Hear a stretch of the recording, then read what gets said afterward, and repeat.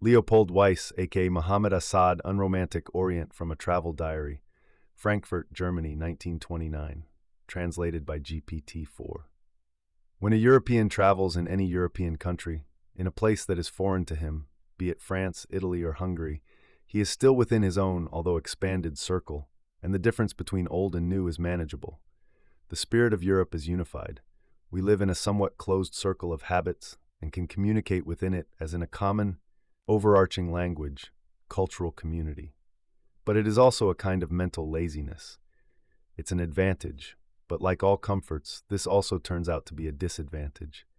It turns out that we are lulled and secure in the unified spirit as if surrounded by cotton balls, that we have unlearned the daring balance of our past, the pursuit of intangible essentials. Perhaps they were called in that other time intangible possibilities, but it was always just the hunt for one's own life. We in the present also seek this own life. We just want to secure it before it is found. And we sense the sin. It is hard to express, but many Europeans feel it unconsciously today, the terrible danger of the harmless. I am setting off on a journey. I am stepping out of Europe into an area whose difference is not manageable compared to our own. We want to break free from the security of our all too uniform surroundings, where there is little that is unfamiliar and nothing surprising, and step into the immense strangeness of this other world, which is not ours, immeasurably foreign, isolatingly foreign, and self-contained. Let's not deceive ourselves. Maybe we can understand this or that, recognize some memorable events, just as we feel pain or joy, but we cannot live knowingly and empathetically within this complete world as we do in Europe. The difference is vast. A wider space separates us from the other world and its people than we typically assume. How can we communicate? It's not enough to speak their language. To understand their spirit, one would need to enter their circle and live within their associations. Can we do that? And should we do that? It would still be a poor exchange, our familiar for their familiar. But does that mean we are excluded from this world? No. This sense of exclusion is based on a misunderstanding, rooted in our flawed development. We underestimate the creativity of the foreign as long as it remains foreign, and we seek to force it into our circle by adopting it, to make it ours, as the culture snobs say. But it seems that our restless times can no longer handle and recognize this. We want to overcome distance in a different way than through intellectual violation. Because this foreign world is so completely different from anything we know at home, because it presents so many striking features, at times when we are attentive, a breath of it grazes us, like a lightning flash of remembrance of long-known and forgotten things, of those intangible realities of our life. And this happens despite all divisions, sometimes intensely and overwhelmingly, so much so that one wonders if perhaps the purpose of any journey lies only in this, to touch and grasp the strangeness of the entire world and in doing so, awaken our own personal, forgotten realities. Jerusalem, March 1923. Jerusalem, March 14th. I drove down the gray-white mountain road from the old city to the station in a misty dawn. The rainy cold of winter lingers in my bones. Spring approaches slowly here. It will suddenly arrive, short and green, before a long, dry summer. The same Arabs, who are now waiting for the train next to me with their colorful sacks and bags and wrapping themselves shivering in their long coats, will walk cheerfully over the streets with unwavering steps, and life will again flow wide and serene. Winter, even though it comes every year, always seems out of place here. It catches people unprepared. Everyone just waits for it to be over. Now, after months of waiting, I want to sense my own movement again. In the Sinai Desert, March 14th afternoon. First, we left behind the rusty brown mountains of Judea, slowly and almost imperceptibly descended towards the plains of Jaffa, boarded a new train in the small town of Lod, then steadily traveled south through the steppes. We passed Old Gaza, which survives like a clay fortress behind cactus walls on a sand hill, slowly moving into the sandy waves of the Sinai Desert. Both English and Turkish troops built this excellent railway line mile by mile in fierce hostility. First the Turks during their advance on the Suez Canal, and later, with some changes, the British as they advanced victoriously from Egypt to Palestine. The journey is slow because the desert reveals itself only gradually and piece by piece. Yet the train speeds through with European-style velocity.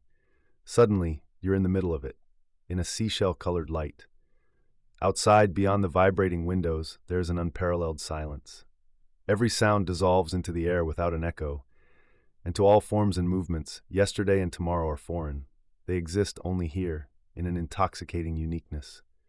Delicate yellow-pink sand, shaped by the wind into gentle hills and opalescent spring clouds. Cacti here and there, sometimes long-stemmed, tough grasses. Occasionally scattered black tents, grouped loosely in threes or fours. People, lean, barefoot Bedouins, women at wells with a legendary grace. Sometimes on the horizon, the silhouette of a motionless camel, or a caravan of camels carrying loads of palm leaves from somewhere to somewhere else. Scruffy yellow dogs furiously bark at the convoy. Sometimes we stop at lonely stations, randomly placed wooden and corrugated iron shacks. In an instant, we are surrounded by a small group of brown, ragged boys offering fruits and boiled eggs for sale. On the desert sand, the polished boots of the elegant Arab conductor seem strange. As we approach the sea, near El Arish, palm osies appear, precious columned palaces with 1,000 arches and a latticework of shadows and lights. On the dunes by the sea, next to small pointed tents, fishing nets are spread wide and silvery gray, like a misty curtain in the wind, drying on poles. I see how a woman, carrying a filled clay jug on her head, comes from the well and slowly walks up a hill path under palm trees. She is like a tall woman from a legend. She wears a red and blue dress with a long train. The travelers are silent, as if enveloped by the vast landscape. There are officials from the Palestinian government, some Americans with families, Arab farmers and merchants, Jewish settlers, and then a large number of unclassifiable individuals in long coats and colorful fabrics. From their language and the peculiarities of their clothing, you might only tell if they come from Egypt or Palestine. I can't guess what they do. With laughing mouths and warm, alert eyes, what they do is probably something worthy of a human being.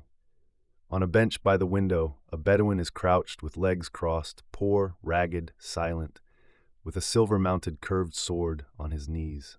It's very warm. Jerusalem is far behind, the strangest of all cities. What remains in memory is the predominant impression of religious fanaticism and streets intensely smelling of raw meat and leather. Masses of people in ancient arcades, bazaars, loud, shouting, life-hungry market streets. Nowhere else, not even in the rest of the Orient, is a city so completely bound by its own distinct laws as Jerusalem. It is immensely present and unhistorical at its core, and history itself serves here only as fuel for the great hunger to live one's own life to the fullest. This is the Arab Levant, the eternal city of Jerusalem. Eternal because always present, simultaneously greedy and calm, and at its deepest core very unholy, despite the ringing of bells and the wailing wall. You've mixed with the outsiders, old city. The depths of your streets carry the steam of hidden life. It's not God's life, but more the breath of a dark, earthly creature. Yet on its surface, on its political side, Jerusalem and Palestine is the land of uneasy conflicts, which seep into the lungs like fine dust and dry out the breath.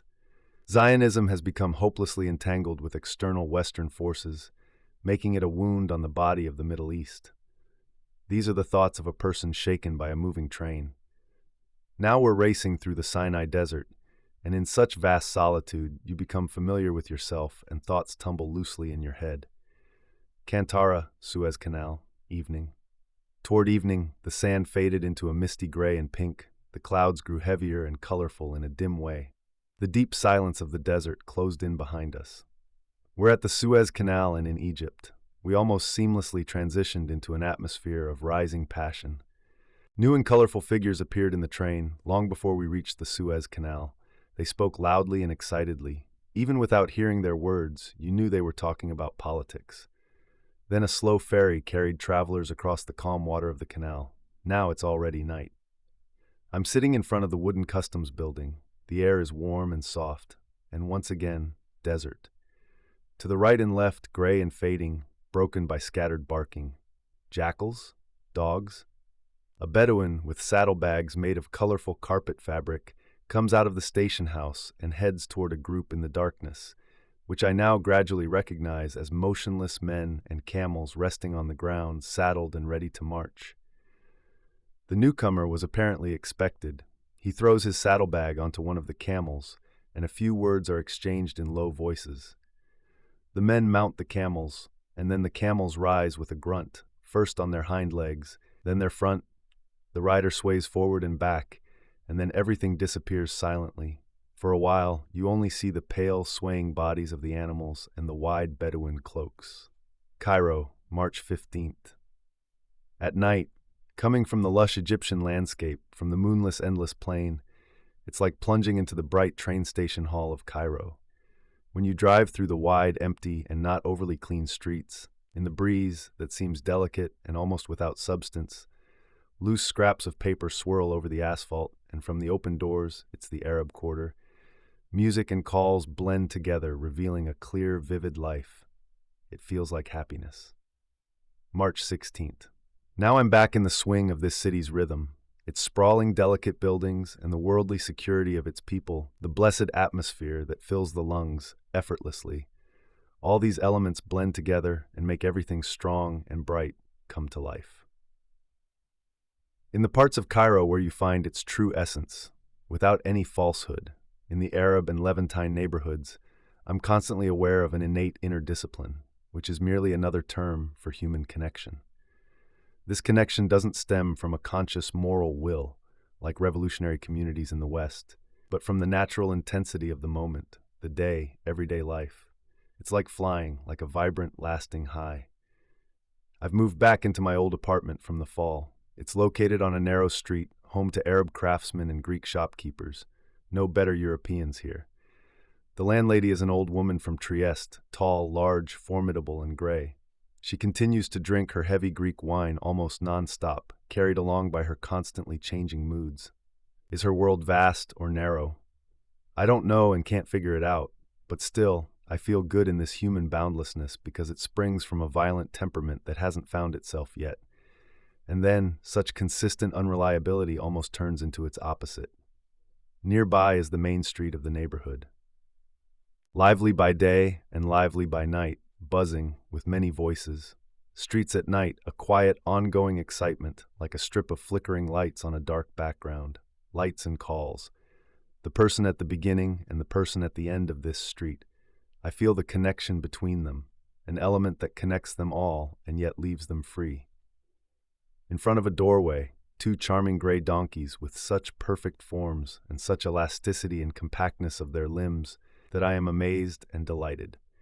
They carry large saddles with colorful blankets, silver bridles and silver chains, rings and pendants that jingle with every movement. March 17th. Egypt is currently under the spell of an event that happened 10 days ago in its actual occurrence, but its development reaches back years. It was a bombing attack, a new link in a long chain, but is it the last link? Perpetrator unknown. 2 bombs, one after the other. One in the signal room of the British headquarters, and the other in a cafe almost exclusively frequented by British soldiers. This event is growing into a tragic monster in the overcharged atmosphere. People are holding their breath and waiting, after 10 days, for some extraordinary resolution to the ongoing tension. The English reprisals, states of siege, political arrests, and newspaper bans won't provide a solution. It's a general issue, shaking the country with convulsions. The question of freedom. It's evening again now. I'm lying on the bed in my narrow room. Torn remnants of thoughts go back and forth like cues and keep revolving around the same thing. Egyptian independence movement, English protectorate, meaning the protection of the Suez Canal. And besides, Egypt is a rich country, the kingdom of cotton, and the English market is the main buyer of cotton. But are the Egyptians concerned with cotton today? Only the plantation magnates, the landowners, are conciliatory and liberal-minded.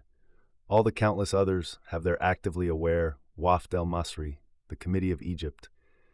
And you can sense it on every street corner that this is in reality the only Egyptian party, that in its rebellious manifestos, the people truly cry out for freedom, for the lifting of the state of war in which England has kept the country trapped for 9 years.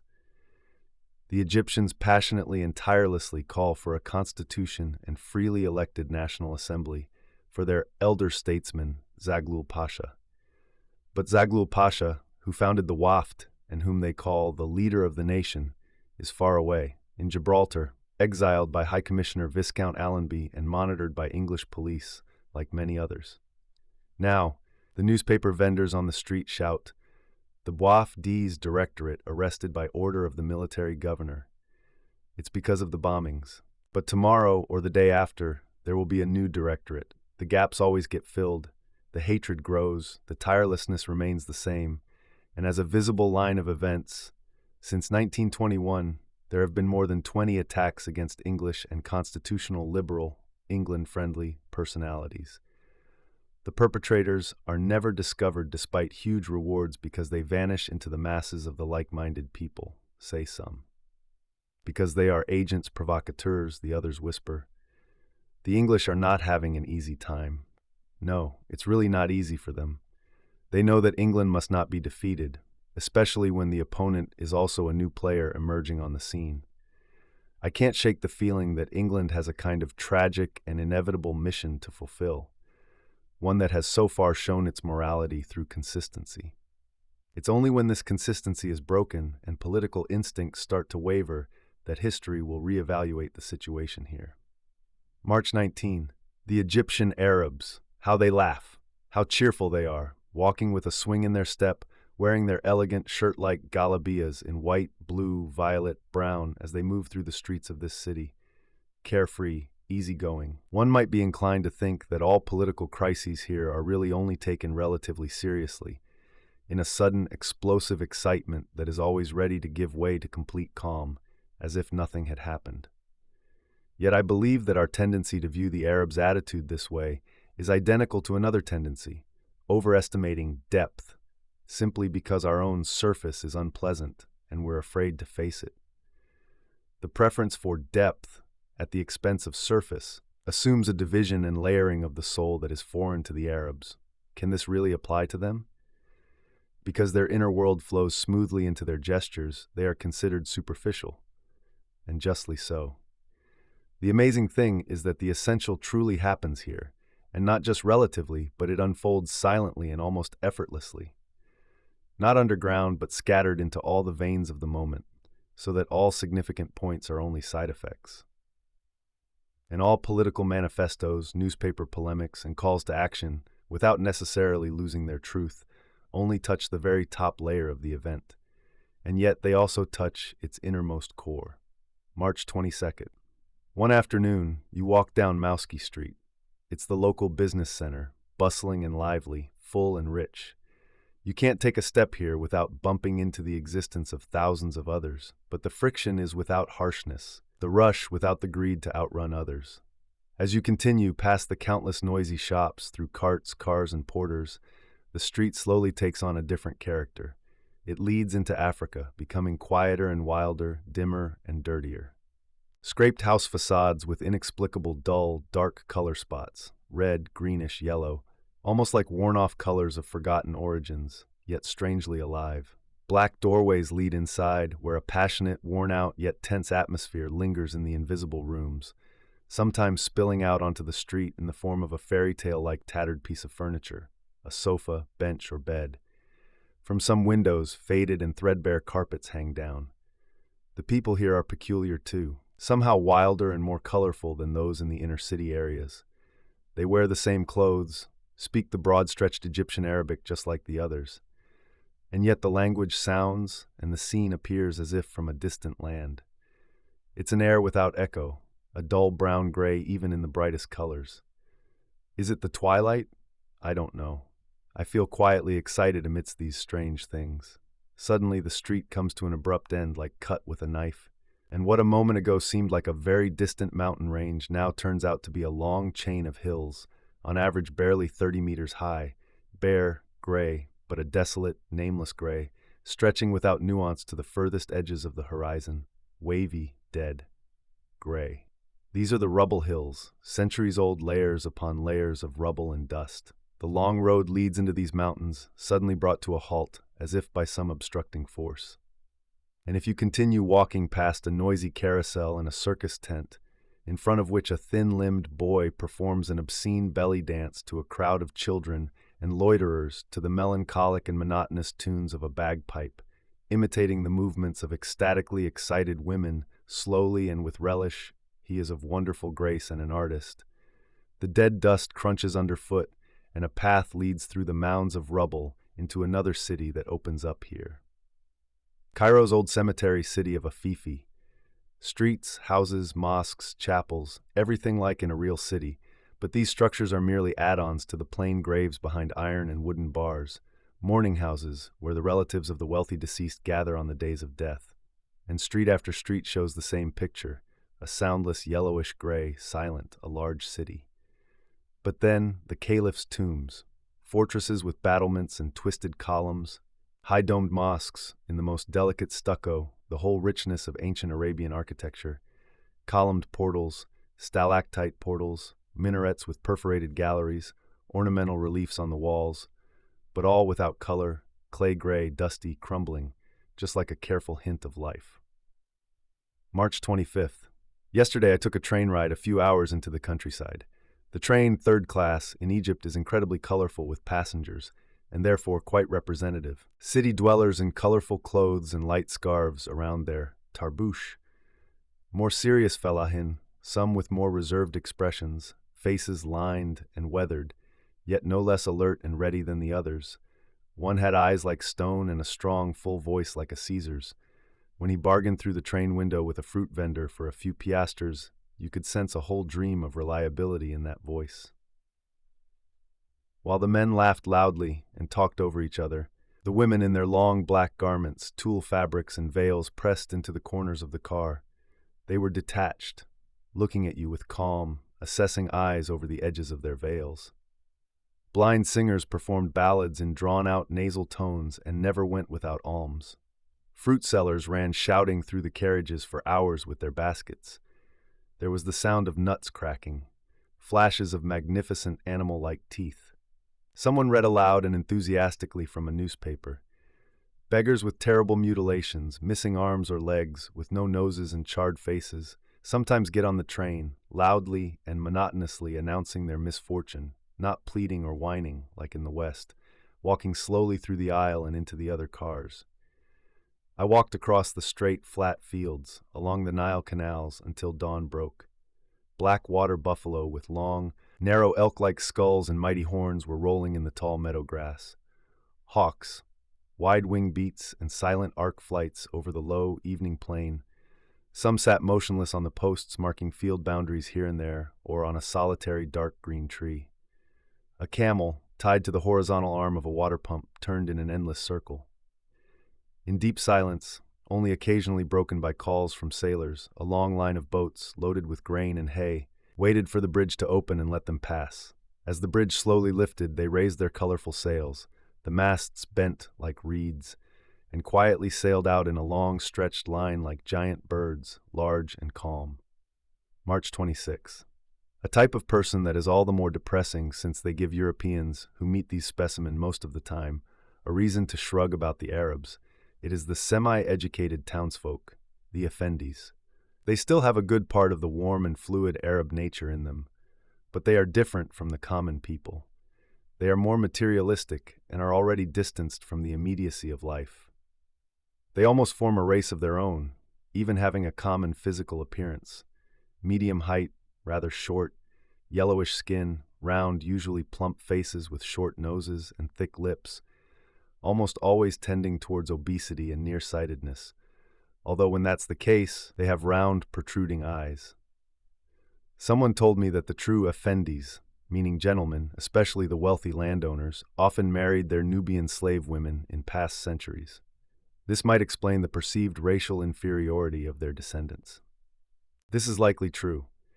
Because they no longer possess the deep-rooted calm of other Arabs, these people want at any cost to imitate the Europeans. But the European element here, I mean the local ones, represents perhaps the lowest quality of Europe's products.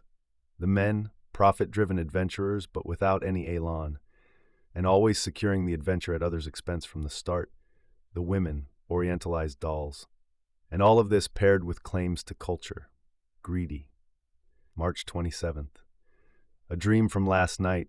I was sitting on a stone terrace that extended far into the Nile amidst a tangle of bridges and locks.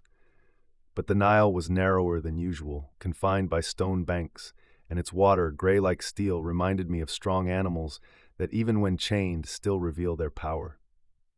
In front of me, right on the opposite bank, was the misty silhouette of a massive building complex with domes and minarets. Then the mist dissolved, and the building appeared even more colossal than before, immeasurably enormous, with 1,000 shimmering windows in a pale yet blinding sunlight, though the sky was gray and sunless. This light, this pale appearance, permeated everything like the glow of a liquid metal, making the edges and outlines of all things gently shimmer. I realized, and it was like a dawning horror, that this stone structure, resembling both the tombs of the caliphs in its outline and American skyscrapers in its size and vitality, was Cairo, and that here the old name Gateway to the East became true. It was like a dawning horror without fear because I saw a giant stone gateway, an open gate in an open field, and sensed behind it a vast realm of vibrant forces, faces, calls, movements, strange and dark responsibilities that close over anyone who steps through the gate like a wave. I woke up, March 28th. A narrow-winged dahabaya sails slowly up the Nile, with a sail at the bow and another at the stern. The palm tree avenue on the island, Gezira, outlines itself in gray-blue silhouettes against a sky that's hazy and sunless, much like September days in Europe. A fishing boat on the shore with poles and nets. A woman dressed in black beats laundry in the riverbank mud with silver ankle bracelets. And the scene comes together in a circle of perfect completeness. Somewhere behind you, you sense the city, buildings rising in straight, airy lines, or those others, huddled closely together enclosing dim alleys. Here the Levant with 1,000 colors and smells. Over there in the European districts, a casual, slightly dusty elegance. And then a sea of flat roofs in elephant gray, with fragile laundry racks. The Arab neighborhoods. A huge city, a city in waiting. In Arabic, Cairo Kahira means the victorious. But how many centuries ago? My time is limited. I will soon leave Egypt, and I think the so-called Middle East problem is simply a developmental issue and owes everything distressing and painful to the West. We have been accustomed for too long to crudely materializing history and viewing the political entanglements of the East in terms of spheres of interest of Western powers. The fact of spheres of influence and their conflicts shouldn't be denied and belongs to another section of our capitalist history. But above all, I believe the Near East, although quite different from Europe, has been turned into a kind of locus minoris resistentiae in our part of the world. It's true, today it is overly sensitive due to its awakening and therefore intense and uneven development. However, the illnesses it supposedly suffers from are nothing more than illnesses, or even more, searches for recovery of our shared world. These are illnesses that, still recently in the West, were dampened by resistance and cultural inhibitions of all kinds, but can manifest and break out in these already agitated, naive, and unsecured organisms of the East. Over time, the West has developed a sophisticated yet simple system to turn this manifest condition into a lasting and advantageous one. Intervention policies that, alongside the justified protection of spheres of influence, supposedly ensure the normal development of the Orient. Now, however, any direct and even honest support for a development from the outside is in reality an interference with that development. Consequently, any intervention by the West will naturally have a negative impact. It will only bring new problems and essentially offload its own issues here and consciously seek to prevent the complete recovery of this weak spot through its own strength.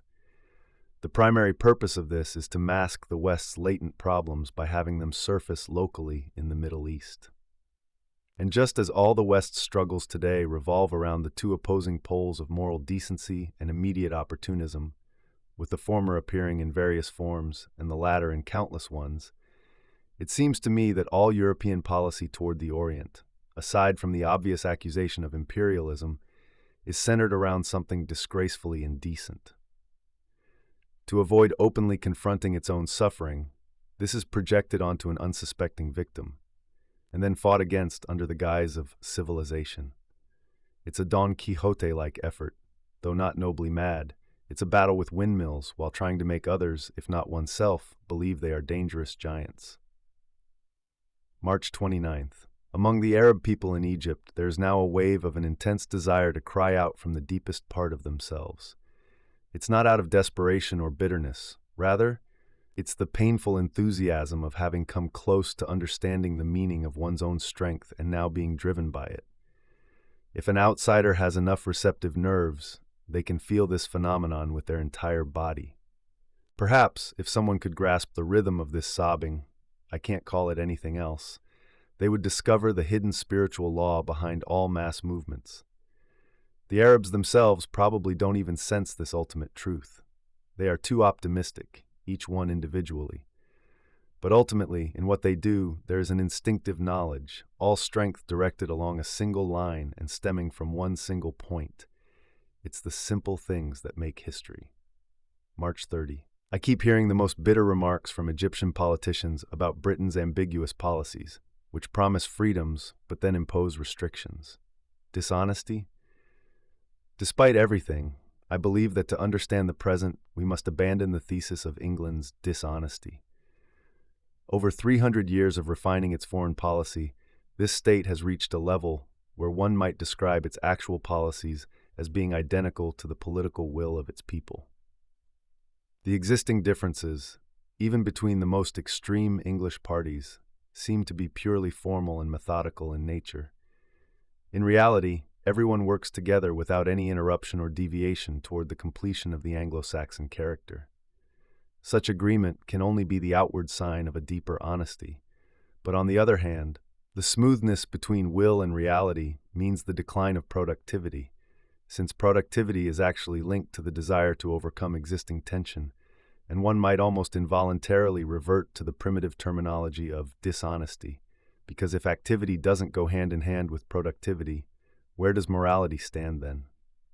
Port Said, April 2. It is like a stretched melody, this long line of the Suez Canal at night. The moonlight turns the waterway into what seems like a real, dreamily wide road, like a dark metal ribbon. The fertile land of the Nile Valley has surprisingly quickly given way to chains of dunes, pale and extremely awake, like hardly any other nighttime landscape, which frame the canal on both sides. From the listening silence, the skeletons of dredging machines sometimes rise darkly into the air, or a camel rider passes by, hardly seen and swallowed by the night. The Suez Canal says, "I don't want to know anything about the politics of 3 continents. My existence is vast and simple. I stretch from the bitter lakes at the Red Sea to the Mediterranean, right through a desert, so that the Indian Ocean reaches the harbors of Europe." Jerusalem, April 5th. Suddenly, I'm in Jerusalem again. After the warmth of Egypt, the air here is sharp and carried by stormy winds. Anyone returning will sense that this land is one of great severity, created to make life more difficult, not easier, in every way.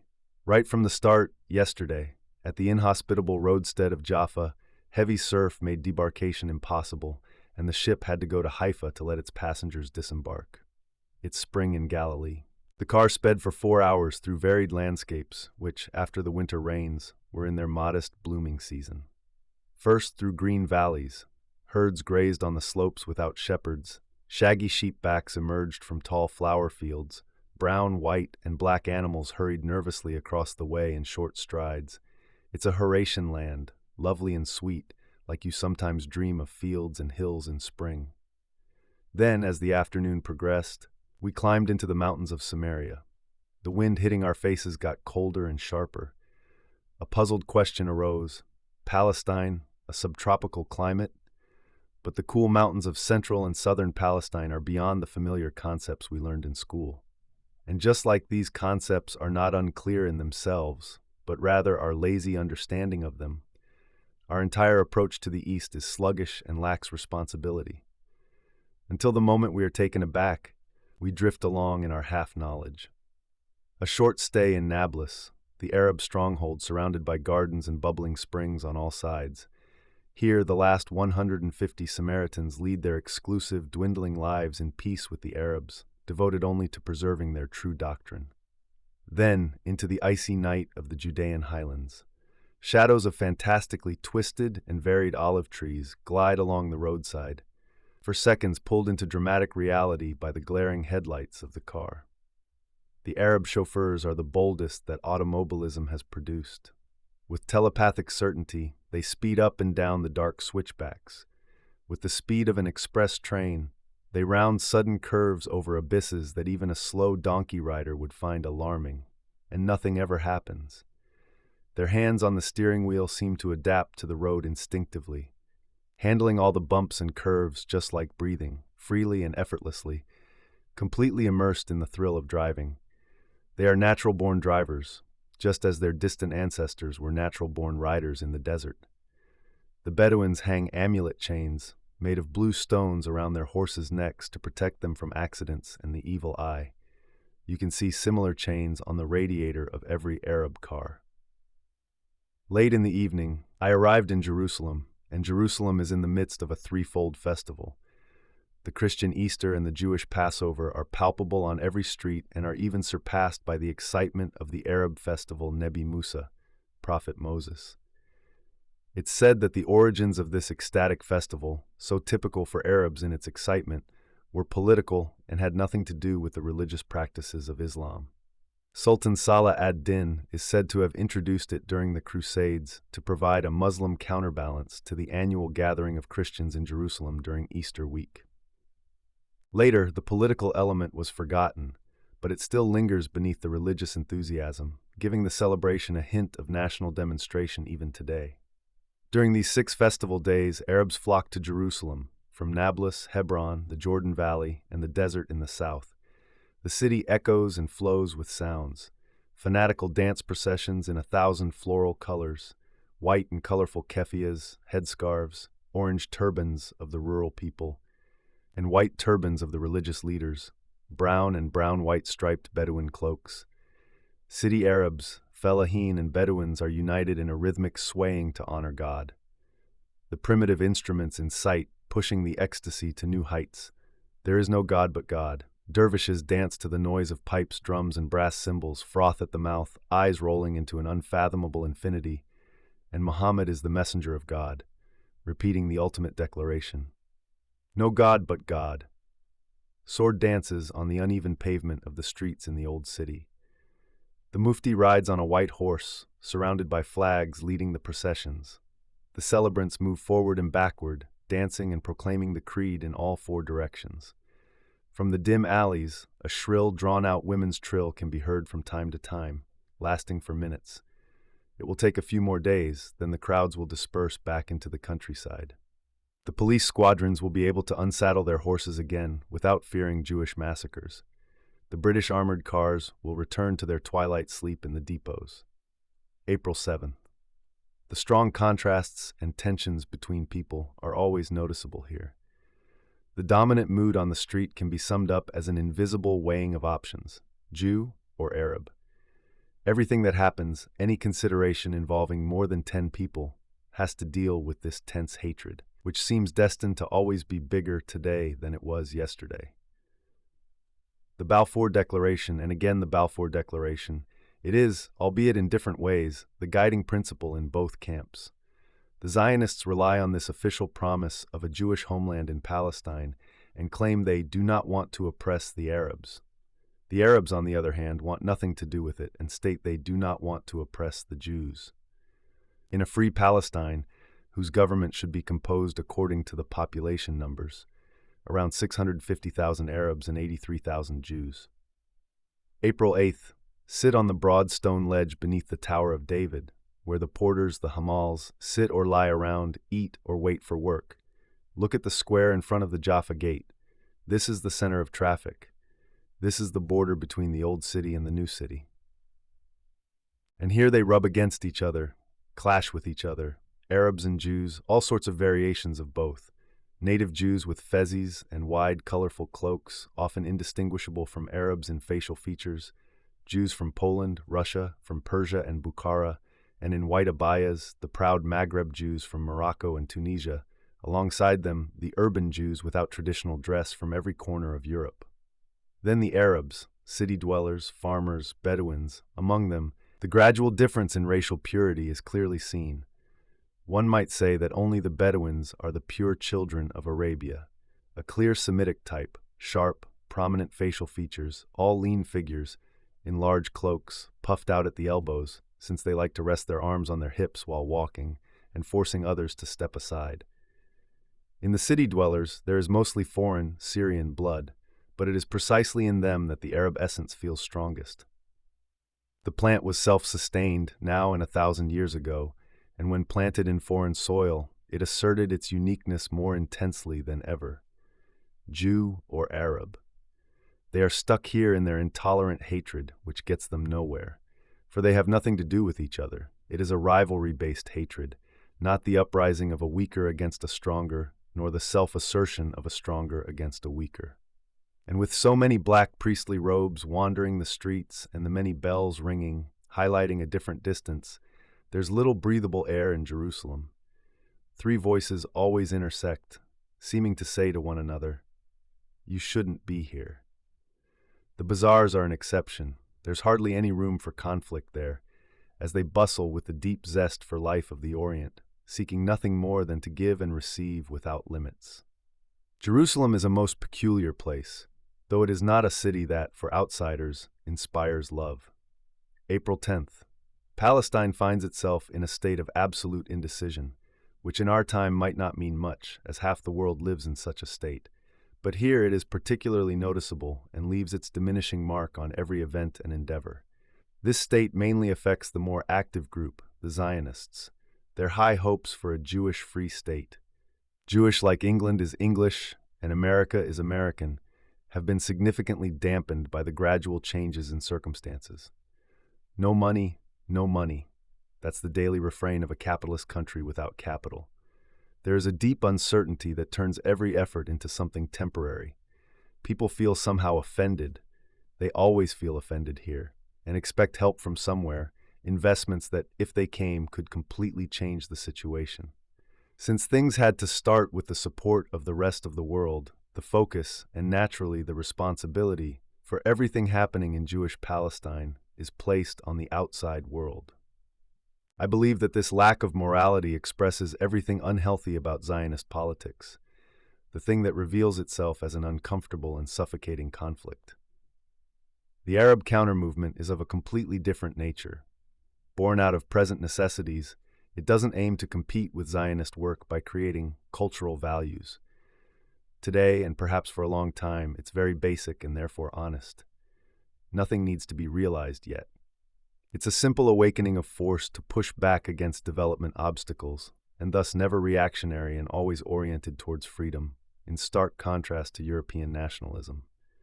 The nationalism of the Orient is revolutionary because it fights for the undecided values of the future and doesn't rely on symbols of the past. In Palestine, the Arab movement appears in 2 ways: locally, as a counteraction against Zionism, and beyond that, as part of the larger Arab movement, which has been practically significant for about 8 years. During World War I, England's smart and forward-thinking policy was able to support the existing seeds of this movement, helping them grow and gaining significant benefits from them. As with all far-sighted English ventures, this one began with personal relationships.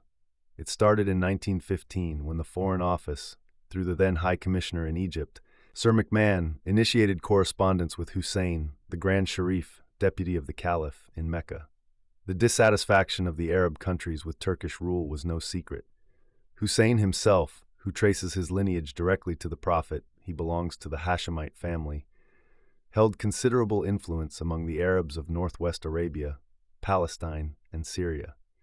He dreamed of the separation of these regions from the Ottoman Empire and the creation of a unified, national Arab state. In this historic and still not fully understood correspondence, the Foreign Office promised to establish an independent Arab kingdom stretching from the Persian Gulf to the Red Sea and the Mediterranean Sea, including Palestine and Mesopotamia, if there were an Arab uprising against the Turks. The main originator of this plan was Lord Kitchener, and its strongest advocate was the powerful British military party at the time. Hussein was temporarily proclaimed king of Hejaz, and extensive propaganda spread from Mecca to the Arab tribes. A difficulty arose when the independent emir of Najd, Ibn Saud, strongly opposed Hussein and refused to acknowledge his supremacy over a unified Arab kingdom. Here, the British performed a diplomatic masterstroke. The whole issue of Greater Arabia under Mecca's hegemony became a matter for the Foreign Office, with support from the military party, while the Colonial Office, seemingly without coordination with the Foreign Office, began working closely with the Emir of Najd. This Arab duality demonstrated, at a critical time for the entire concept, that the idea of a unified state was premature and perhaps even impossible. This provided both France and England with the excuse to divide countries that might have otherwise come together. The French, who were initially hostile to Arab unity, managed to get control of Lebanon in the form of a mandate. In 1920, through battles and intrigue, they also acquired the rest of Syria and the Hauran region. In the same year, the British broke their old promise to the Arabs with the Balfour Declaration. April 12th. It's noticeable every day.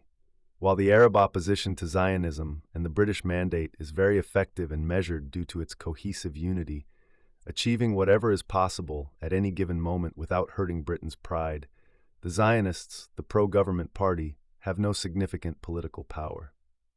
Economically, they have failed. The non-fulfillment of their promises gives the British administration the opportunity to raise a tricky question. Where are the funds your people promised to provide for a Jewish homeland? There's no response, and the funds haven't materialized, possibly due to some mistrust from the global Jewish community towards the British Zionist policies. It's rumored that American Jews are reluctant to spend their good dollars on a British colony. And the consequences? Restrict Jewish immigration to a minimum because there are no jobs available in the country for immigrants, and foreign distrust is growing, with a glance at London once more turning up a notch. It seems to me that the failure, one can't yet say complete failure, of the Zionist program must be attributed to deeper reasons than just its economic and political strategy. To assess this movement, it's not enough to focus on the pros and cons of the real economic possibilities. The problem lies in the foundation of Zionist thinking itself. Extracting nothing else from the great suffering and yearning of the Jewish people, but the idea of a homeland. That's the problem. To pass blindly by this very suffering and yearning, creating pretexts for them without questioning the ultimate causes. That is the very ailment of Judaism itself. They say, of course, that the suffering is a result of the exile, the golus, in which the Jews live. The longing is directed towards ending this state and achieving their own free existence. But the development of peoples isn't just a series of random events. There was meaning in the loss of the homeland. And as long as this meaning isn't fulfilled, it's pointless to strive for old forms without new spirit. What is the Jewish suffering, in reality? A brief answer: it's the suffering from the loss of ethical commitment. We should not overlook that such a commitment is the primary goal of any healthy national development and is what initially frees up the energy for productive advancement. This is because it requires letting go of all conditions and doubts. Its content is purely symbolic, and its value is only determined by the intensity applied. In the biblical idea of God, the young nation created a commitment of the highest kind. Their strength took form. They were forbidden thousands of times to worship idols, to worship the works of their own hands, to worship themselves. Their path was meant to remain pure, active, and unwavering. The nation was very isolated in this state. However, during biblical times, intolerance against non-believers was culture forming, as it was based on the strong will of a people to continue on the path they once recognized as right and to create values from their own being. But in the great belief in oneself lay the danger of a limitless curse. In the event of turning away from God, meaning a weakening of ethical commitment, to despair of one's own strength and direct it towards one's own downfall. Because the strength had conspired in God towards great, though unknown goals, and now, when the curse truly came to pass, had to become aimless, self-destructive. The Jews were left with a deep sense of guilt for betraying their destiny, God, and as they spread to the four corners of the world, they instinctively clung to the concept of God, like a form that becomes precious when its content is lost. Around this old symbol, all the longing of the Jewish people gathered, thirsting for a new bond but not finding it again. God was both the nearest and the most distant. The once combative, domineering intolerance turned into the hateful intolerance of the ghetto, the fear of having to constantly convince themselves of their true faith. This gave rise to the tragic contradiction within the Jewish person. Awareness of sacred things and the latent knowledge of being distant from these things and from grace. For 2,000 years, longing and fear sustained the Jewish people and made them terribly lonely, much more so than before when their strength did, to the extent that they became a disgust to the nations. And today, even today, there can be no ifs or buts for the Jews. They have had a difficult, truly extraordinary fate, which leads them to extraordinary paths even in the future. It means becoming quiet within themselves, gathering strength within, perhaps for a future bond, gathering strength aimlessly, without the immediate need to realize it. Zionism, however, wants to realize immediately, starting with the top before the foundation, a homeland for the Jews. It elevates the facade to an altar, replacing deep human longings with longings for Palestine. It overlooks the fact that establishing a homeland has always been the ultimate outcome of a people's strength, never just a refuge from suffering. April 14th, I am staying at the house of my Jewish friend, an Arab stone house on the edge of the old city. From the rooftop terrace, you can see the so-called Tower of David, just 10 meters away, its old gray walls steep and partly weathered, continuing into the city wall. It is a typical Arab fortress from the Middle Ages, with a narrow, minaret-like watchtower. Since David's citadel is supposed to have stood here, on Mount Zion, the Jews keep the grand name. When I turn around, I can see the entire old city. Today is one of those last rainy days with misty air and a heavily overcast sky. But on days like this, when the rain has stopped for a while and the warmth of the impending spring air can already be felt, Jerusalem emerges more clearly in its outer and inner contours than ever, with the sharply defined area of the old city and the many broken lines of its alleys like a stone carving. Over on the other side, yet appearing very close in its vastness, lies the old Temple Mount, with the Dome of the Rock, Omar Mosque, at its center, the holiest mosque after the Kaaba in Mecca. Behind it, the city's wall descends towards the Kidron Valley.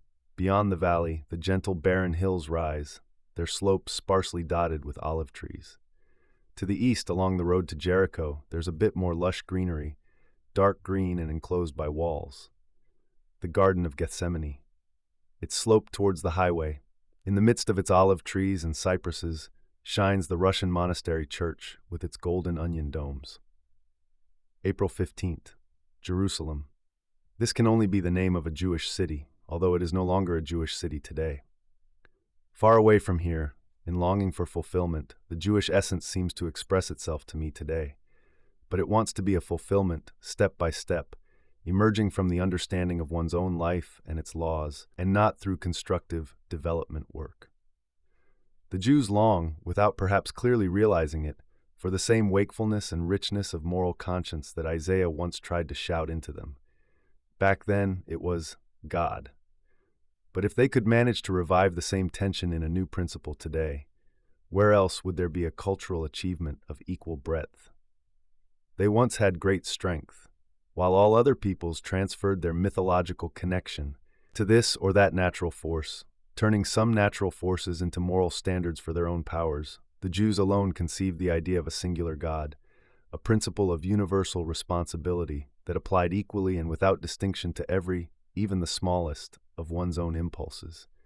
Their entire early life developed under the criterion of being God-aligned or not God-aligned. Anything in between was eliminated. Not suppressed, but it simply did not exist, just as there is no third option between even and odd. When will the Zionists realize that they are diluting a fundamental cultural pursuit into a trivial one, that they seek to avoid suffering rather than overcome it?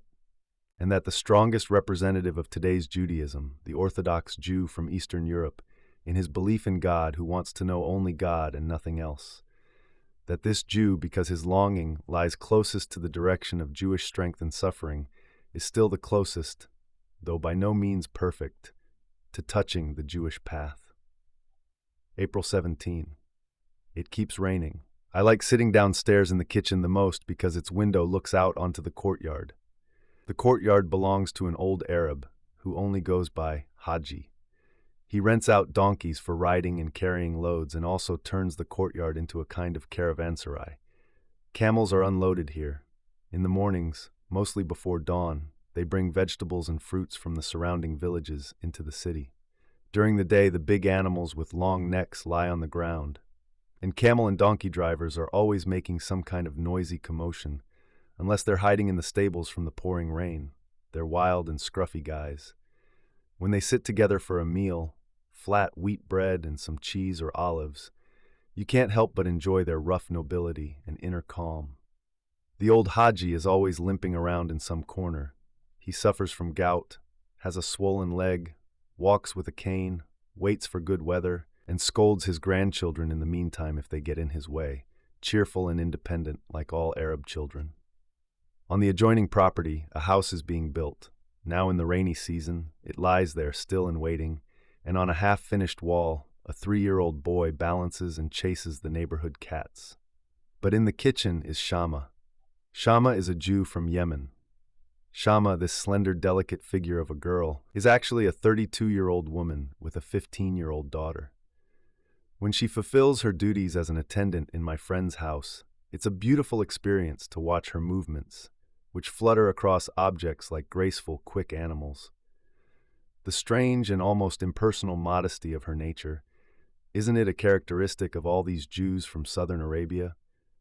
They are all delicate and finely built, almost too fragile for the practical hardships of life. They are all serious and humble, yet not submissive. Many of them have a unique talent in artistic fine craftsmanship.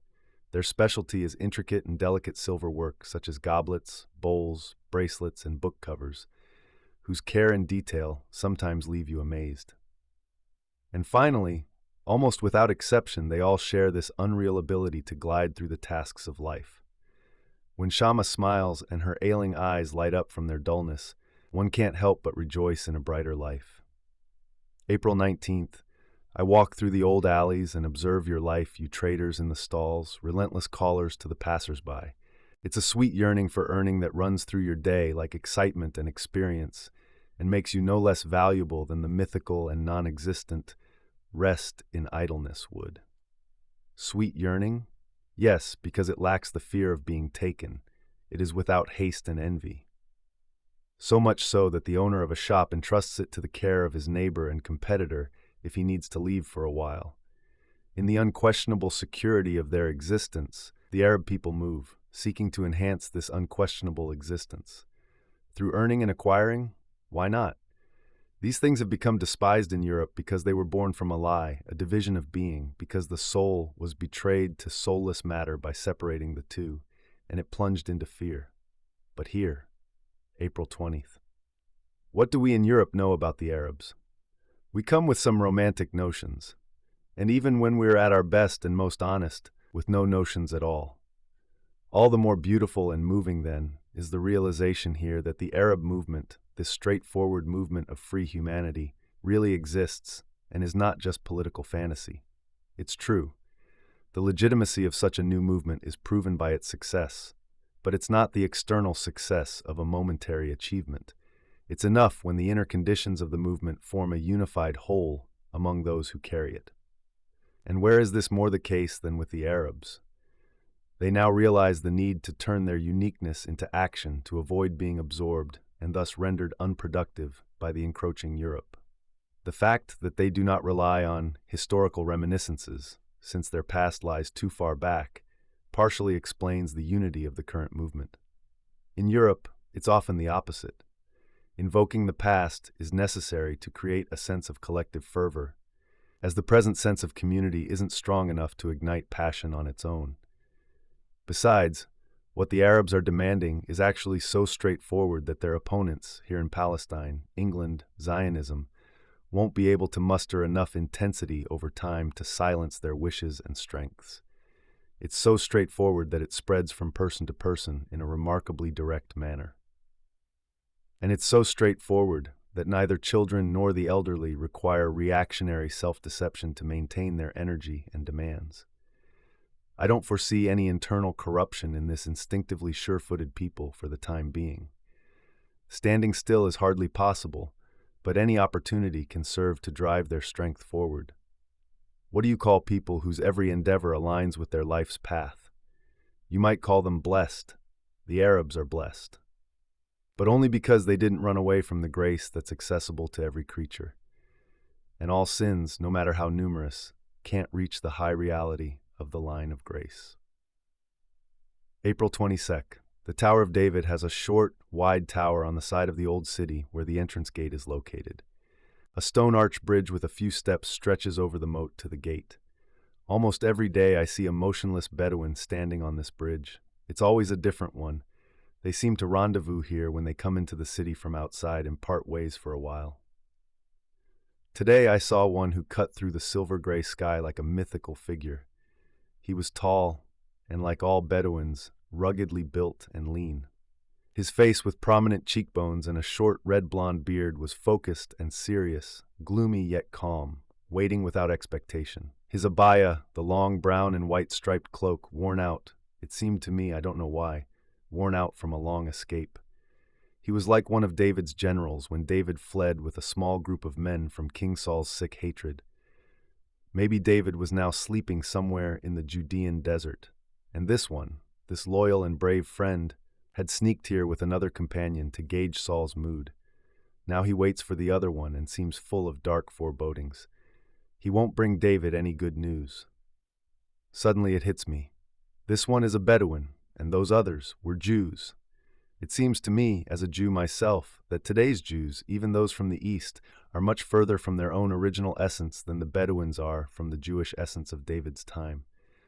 What a paradox of Zionism. Either it means to revive the ancient Jewish essence, which lost its impact in the diaspora, but that cannot be done through the distinctly European, and not even particularly profound, casuistry represented by modern Zionism. Or, the second possibility, one acknowledges today's and yesterday's Jewish essence, today's and yesterday's Jewish social situation as something organic and given, and seeks to build a healthy Jewish reality from that. But then any historic claim, any sentiment-heavy Palestine politics would naturally fall apart. Of course, such an alternative is itself fantastical, for life likely only concerns itself with things that are organic and given. April 24th, I visited the Church of the Holy Sepulchre today. When I asked my friend, with whom I was visiting this ancient building, about her impression, she replied, "I see something very dark and tall in front of me, a cave made of dark stone, and under the arch of the entrance, rows of long strings with red lanterns hanging without light. Beneath them are rows of silver bowls, plates, incense burners, lamps, and faded flags." Then, in the large middle dome room, leaning against one of the pillars, silent, absorbed, praying in silence, a tall black woman in black robes, an Abyssinian. There was more twilight than light in this room. Then, in one of the many cave chapels, monks, Franciscan monks at brown prayer desks under high wax candles. Here they lead a beautiful life in quiet and reflection. An old man with a white beard had his chin resting on both hands over the table and looked at us with a fixed, motionless gaze. April 26th. Moving from the Arab house to a Jewish house. And this time it's Jews from Bukhara.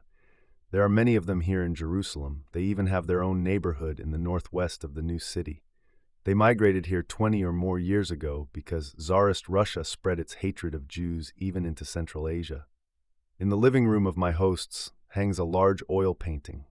An old man in a long coat of gold brocade and a red silk turban. He has a yellow rose on his chest.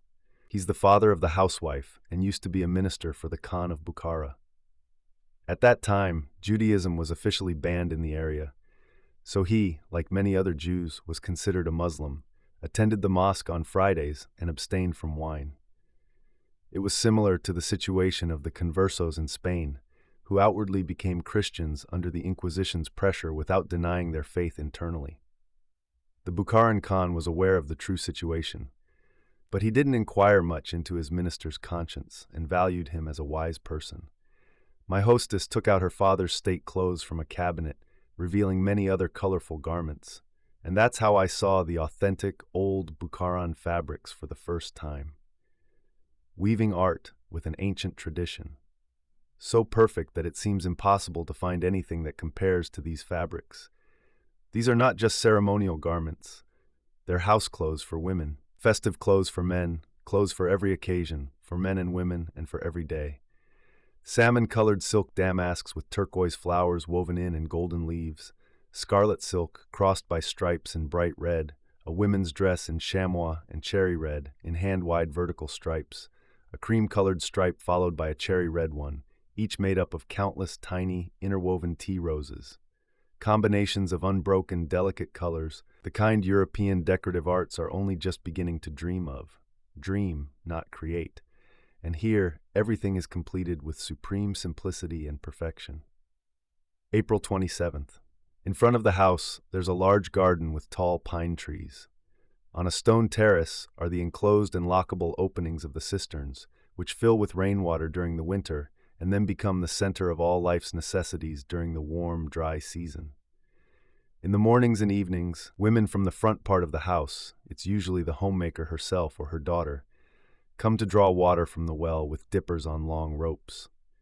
The homemaker wanders around, casually and a bit disheveled, in a Bukharian house dress that she gathers at the side with one hand, though the dress seems short enough as it is, but she does it to give her hands, which prefer to live lazily and softly, a sense of purpose. She has beautiful, drifting eyes that are black and smiling, gazing past everything. Despite all their differences from other Jews living here, the Bukharan Jews, especially the women, have something about them that could be described as a distinctly Eastern Jewish type. In reality, though, among the Bukharans as among European Eastern Jews, it's just the pronounced individual characteristics that are equally strong in both groups, giving the impression of a shared type. Bukharan women, with their full, compact figures, deep black hair, and eyes, are strange and often beautiful in a special way. They are beautiful because there is such warmth and sensuous goodness that radiates from their strong faces, shadowed by a dark fuzz, and because there is so much lingering and inner calm in their movements, like what you sometimes feel at night in the barns of sleeping animals. Today, a Persian Jew came, a wandering cobbler. His eyes were entirely different, also smiling, but smiling like a child. Though children never smile like that, only men who are childlike do. From the midst of a hard life, without longing for laziness, he carried a quiet cheerfulness within him and a small, bright circle of awareness. His piety was kindness when he spoke of God. April 29th, priests are teeming in the streets of Jerusalem. Roman, Greek Orthodox, Armenian, Armenian Catholic, Protestant, Coptic, Syrian, Maronite, except for the few brown robes of the Franciscans and Capuchins. Everything is black, with an infinitely sharp-edged pathos. Then the rabbis, Hasidic and Sephardic, with turbans or fox fur hats, in black silk robes and white stockings, or in white Tunisian coats and buckled shoes, both old and young. There seems to be a toxic aura of envy and greedy intolerance emanating from all these people, a longing for terror. It seems to me that they are all on a hunt, united in hateful and distrustful camaraderie, to destroy the good spirit. A mad city, May 1st, the Arab quarters, the Jewish quarters, the Greek and Armenian quarters in the old city. This is how I feel Jerusalem. Over the terraced streets, the walls of the houses join in a bizarre melody. It's all about life. It's just about life. This life is still constrained within itself and hasn't been released to freedom. Too many tendencies, opposing in their outward form, clash here. But, as in the political life of the entire world, as in art, as in revolution, the external occurrence, in art, the work, in revolution, the act, also has only the meaning of a document, a manifestation of humanity's and the era's relationship to the absolute spirit. To grasp the true essence of what's happening, one might only need to pay attention to those elusive in-between things that an attentive and patient mind sometimes reveals within familiar contexts, elements of a second, usually hidden, essential existence. Can you grasp and hold on to them? Hardly. Nevertheless, they are like the essence of life itself. A comparison comes to mind. Just as in our purely human lives, among truly great minds, it's not their formal works that represent the positive outcome, but rather their gentle and perfect connection with the world's circumstances, and the works are merely a byproduct, just symbols for those who don't understand. So too does reality find its real in these in-between things. In Kerem, May 3. I suddenly left Jerusalem yesterday, and happily, peacefully arrived in this small Arab village about 8 kilometers from the city. This place is said to be where John the Baptist was born, and they have built churches and monasteries for him. Now this benefits me. Is there a more beautiful setting in all of Judea than this Russian nunnery? And here, in one of the 50 small houses that cover the steep hillside halfway up, with their spacious gardens, cypresses, and carefully tended flower beds, I have rented a room for 4 days. Mostly, lay sisters live here, and they find nothing unusual in renting some of these vacant houses to city folks for a small amount of money as a summer retreat. Thick bars cover the windows. Since the house is almost at the top end of the monastery garden, I can see over the lower cypresses and the small wooden church into the village of Ain Kerem. Typical Arab houses in cube shapes, built from stone and clay, narrow, winding alleys, children playing, a few donkeys and cattle. To the right below, a walled-in spring where women noisily wash clothes. To the left, vegetable gardens arranged in terraces crisscrossed by narrow artificial irrigation channels. Then the gray fields where a fella is working the soil under an olive tree with a shovel and a rake. Opposite the window at eye level are the soft shapes of the Judean hills, treeless, green, rust brown, and pink, steel blue in the shadows. May 5. I make my way down from the monastery hill and watch the fellow women washing clothes and fetching water. Fetching water, this is the core of Arab life in the villages. The women gather around the well with tin pails and earthen jugs. They are of different ages but all dressed similarly, a dark blue or black linen dress, loosely gathered at the hips with a string. At the front, on the chest, there's colorful embroidery made of wool or cotton in regular, slightly varied patterns. A white cloth is wrapped around their heads. The habit of carrying heavy loads effortlessly on their heads gives these women a remarkable supple posture. Sometimes you might mistake a 60-year-old from behind for a young girl. Their eyes too remain clear and unaffected by age, unless they fall victim to trachoma, the dreaded Egyptian eye disease, which is endemic in all the eastern Mediterranean countries. You see more blind people in Cairo or Jerusalem than anywhere else. The Arab rural women age quickly because they have to work hard their entire lives, unlike city women, and bear many children to their husbands. The more children an Arab woman has, mainly sons, the more she is honored by her husband. Sometimes I head diagonally into the mountains. Sparse grass and dry leafy plants barely cover the ground. On the slopes, which are overlaid with large stone blocks, there are many caves with thorn-covered entrances. In ancient times, hermits probably lived here. Later, during the turmoil of endless wars, they served the villagers as much-needed refuge. May 6th. Once again, I have a feeling that first appeared in Jerusalem and then passed by. I am at the center of the world. Not because Christ lived, preached, and was crucified in this land, or because the history of my people, the Jewish people, began, grew strong, and then fell hard here, but for another reason.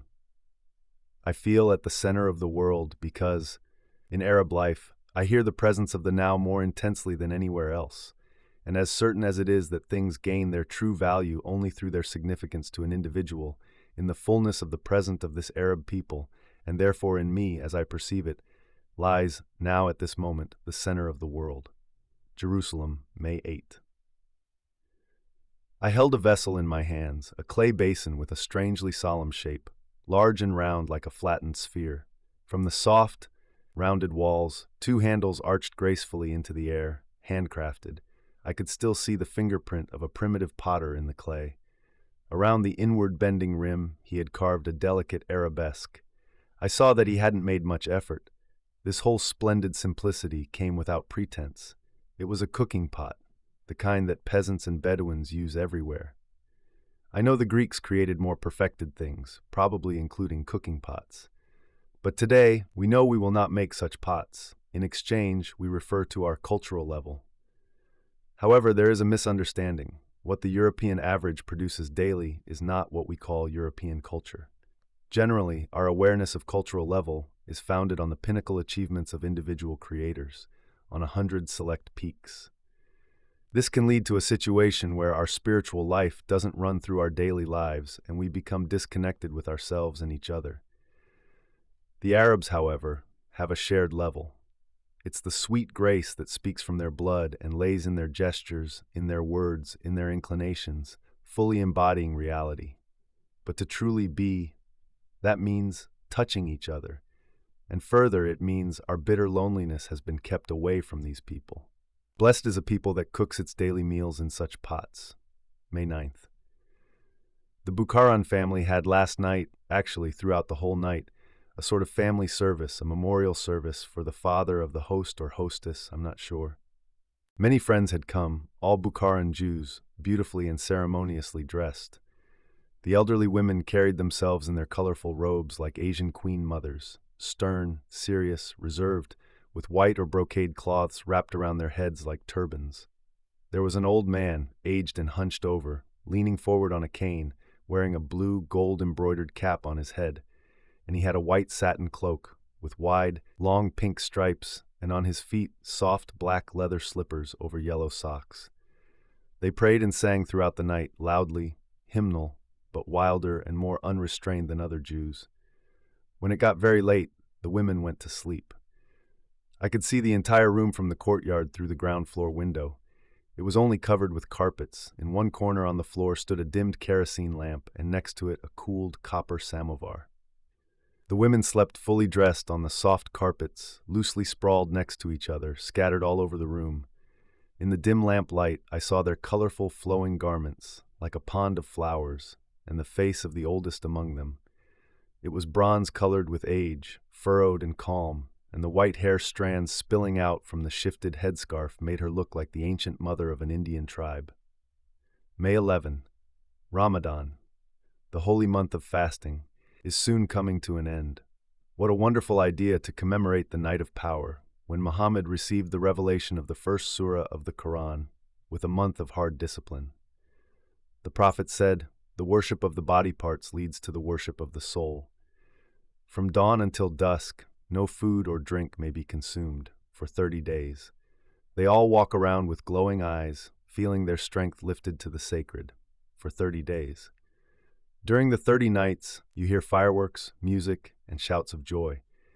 During the days, the Arab streets of the old city are densely decorated with pepper tree branches and paper garlands. May 12th. From a conversation with Musa Qasim Pasha, leader of the Arab movement in Palestine. Palestine is an Arab country. We will never abandon this right and will not agree to share it with other nations. A people that has inhabited and owned a land for centuries cannot possibly reflect on the historical rights of another people that reach back thousands of years. We want to be free. Every Arab child grows up with one thought: freedom. We do not wish to be a Jewish homeland or an English colony, and efforts striving for either of these, or even both together, cannot gain our constructive cooperation. Our struggle is not against Judaism, but against political Zionism, and it is the fault of the Zionists that the common man today identifies Jews with Zionists and directs his hatred towards everything Jewish. Before the war, before political Zionism, there was no friction here in Palestine between the Arab and Jewish communities. For the future, too, our goal is a free Palestine, where every race and religion finds complete equality. There should be no impediments to Jewish immigration, provided it does not conflict with the economic interests of the country.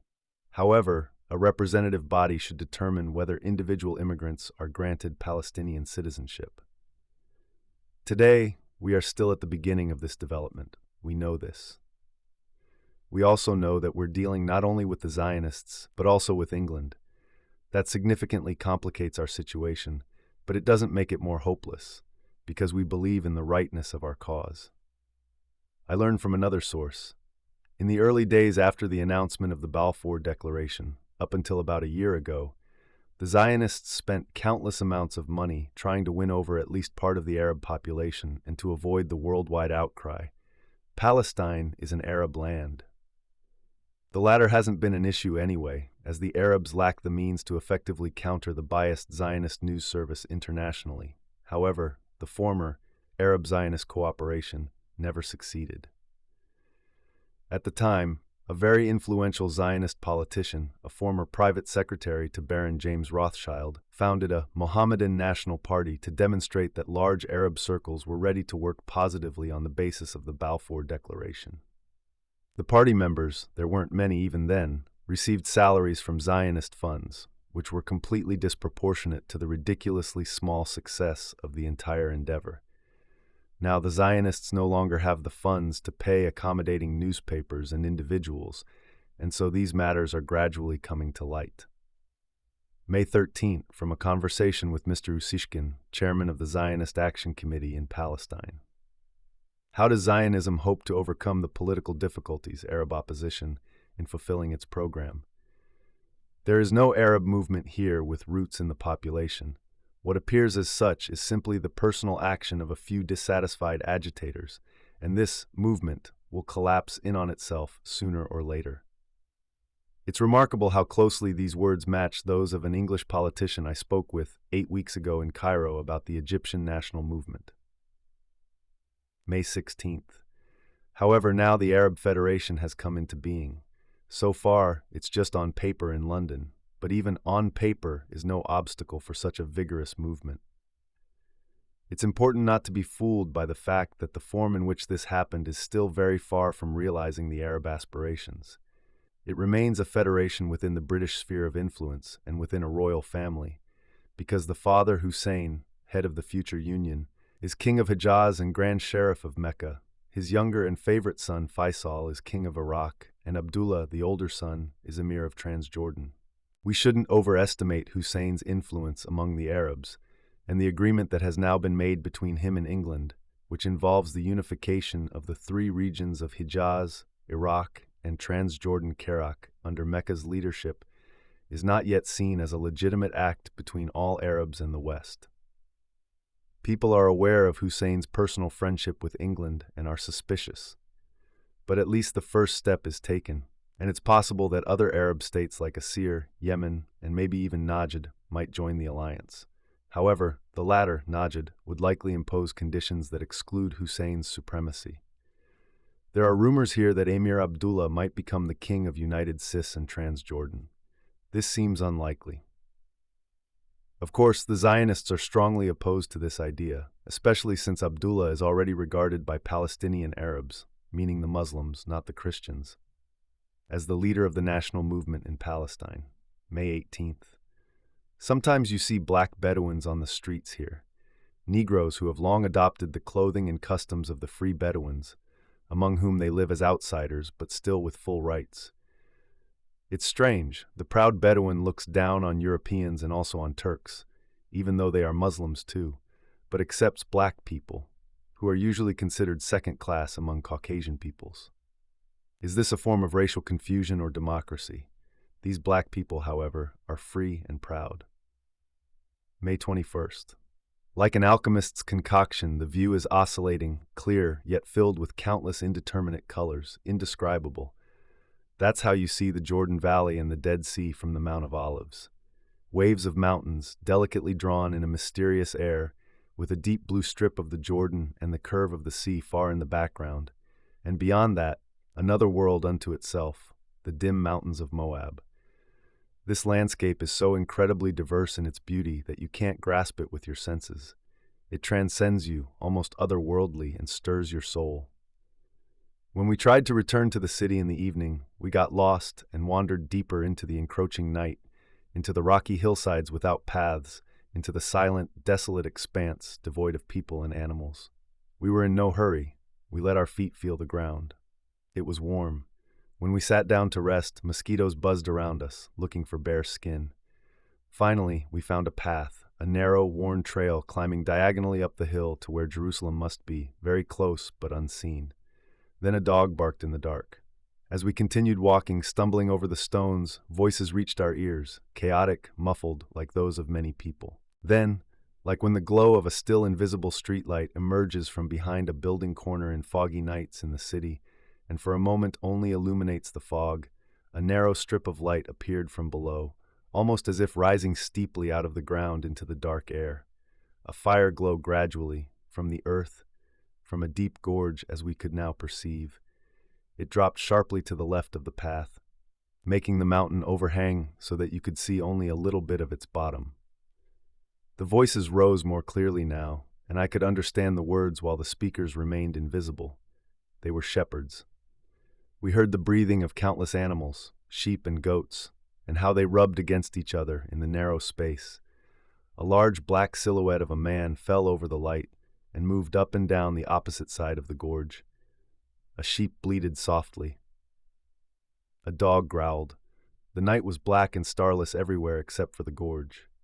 We continued on, feeling dazed as if after a mysterious experience, until we ran into the gray city wall of Jerusalem.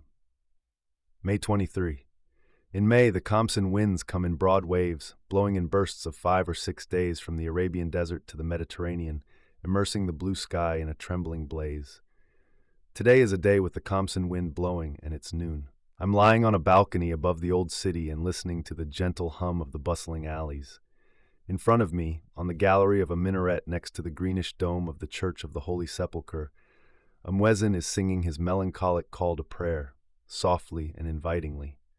I can see him clearly. He's thin, still young, and sings well. Down in the courtyard, a camel is bellowing. Its call sounds like the roaring of a mythical giant stag in the forest. It's noon, and there's a calmness without haste. Someone is singing an Arabic song in the alleys. I recognize the voice. I know this beggar woman. I love this old, painfully rapturous, broad and blind Madonna-like face. Flocks of swallows fly enchantedly in large circles around the flat roofs and domes of all these white-yellow, spotted stone buildings in the midst of a dazzling light, around the vast courtyard of the Omar Mosque, above these humming, hidden, tiered, hall-like streets. The noon is quiet, even if sounds are audible. I once said that one couldn't love this city, but maybe one could if they saw it from above like this, and thought of its deepest, most lively part, where it's not a holy city, but a precious present. And as far as I'm concerned, the singing muezzin and the Church of the Holy Sepulchre with its beautiful bells and many other things could be included. Also the priests in black robes and the colorful rabbis, just as long as the camel bellowing down there and the first water carrier on the street aren't cheated out of their equal rights. May 25th. England's stance on socialism in the East is becoming clear to me, in a not-so-unexpected way. Only the level of fear is strange. I talked about it with a high-ranking English official who had befriended me and said some things that weren't supposed to be said.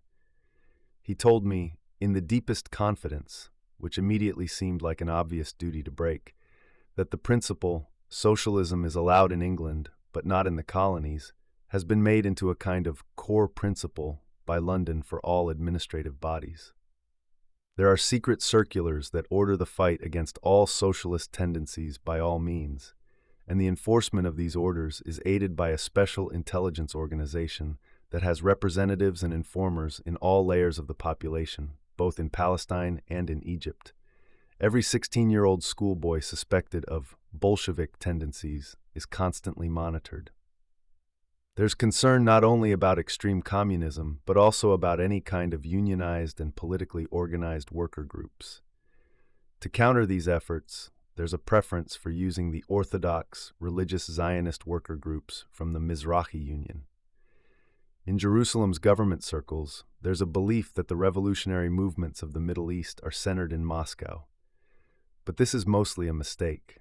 There are indeed groups and associations here that receive money from some foreign sources and use it for communist propaganda among the peasants. However, when you look closer at their size and scope, it becomes clear that they can't possibly be the danger center. They're too small and don't make an impact.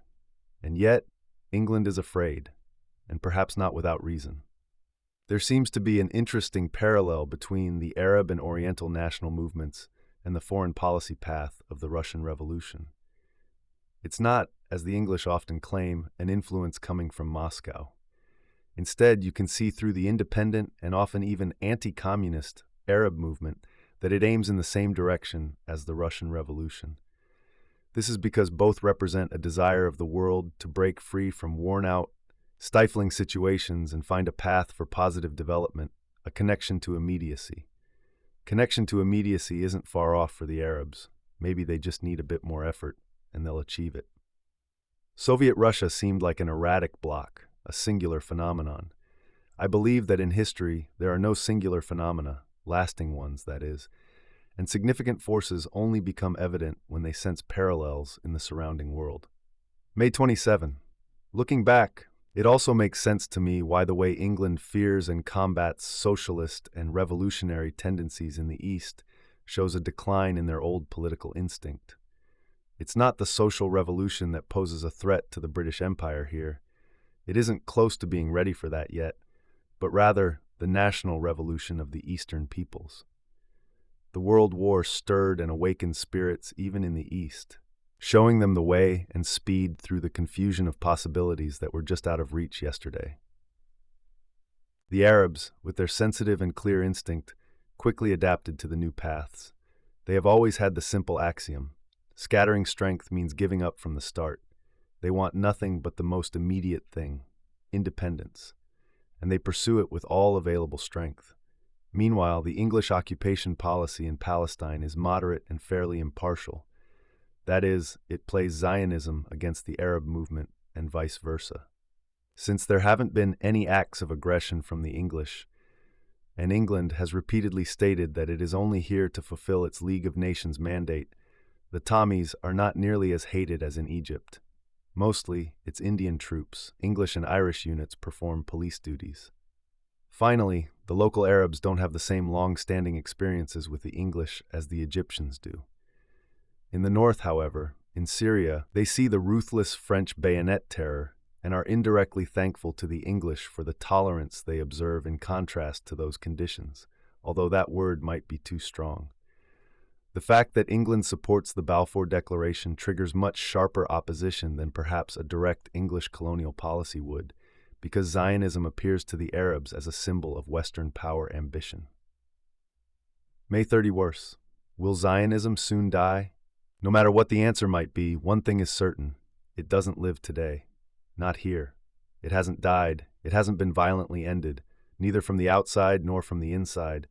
But this organism itself lacks that breathing substance which creates life and is life itself. Just as minute blends into minute, hour into hour, day into day in a stifling dullness, that is the sad spectacle of Jewish Palestine today. Nothing is fulfilling, everything is disappointing. The idea that new life blooms from the ruins will only retain its resonance outside of the country. Here, at best, it is just hope for an undefined future. And it's difficult to even feel sympathy for this pursuit, which seems to be trapped in ultimate disillusionment. The feeling is so strong that something false is unraveling over its false premises. Is Zionism dying soon? The Arabs fervently hope so, as they will never forgive it for providing English politics with the excuse to turn Palestine into a de facto colony of the British Crown. On the other hand, the leaders of the Zionist movement know very well how much they are aiding a foreign power in subjugating a third people, and they are willingly giving up their own national sovereignty for the foreseeable future. This is where the fiasco and the self-condemnation of this movement lie. Meanwhile, the English are slowly letting Zionism drop. Not openly, because there are the League of Nations, the Mandate, and the Balfour Declaration. An ethical cover of similar international significance won't be easily discarded. However, right here in Jerusalem, you can sense a change in the tactical approach of British policy towards the Zionist issue. A sort of lukewarm, unspoken, and latent rejection, accompanied by a similarly lukewarm and unspoken shift towards an Arab realpolitik. Not for the sake of Arab rights, because Britain will support the Arabs so that, if it ever becomes dangerous, it won't have to be against them. But does this mean the Balfour Declaration, the promise to the Jewish people, will be overturned? Not at all. The Balfour Declaration will never be revoked. Even if one day it is sidelined in practical politics, it can still exist quietly de jure amid so many outdated laws and programs. Because in England, revoking laws is not done lightly. And this international gesture, this declaration of human civilization, will reveal its advantages and be ready to play as a trump card against the Palestinian Arabs. The need to do this will probably arise more frequently over the coming years, because Palestine, over and over again, serves as the eastern bank of the Suez Canal. And this is the rationale for an Arab confederation under the auspices of Downing Street, since there are also Arab countries lying to the east of the Suez Canal. June 6. Jerusalem around the Damascus Gate is the most Arabic part of Jerusalem. While other parts of the old city show the unmistakable colors of the Levant, life here is entirely Arabic. Sometimes I sit on one of the tiny stools against the wall of an Arabic cafe and observe the purity and grace of this life. Farmers from the countryside walk past, sturdy and heavy with their loaded donkeys and mules. The train of a long Bedouin cloak drags majestically through the street dust. Sometimes you see alongside these proud men a strangely beautiful woman who, uncovered, since only city women are required to wear veils, shows her narrow but striking face. A cold gaze passes over you, the stranger. A food vendor offers his pilaf, the Arabic Turkish rice dish.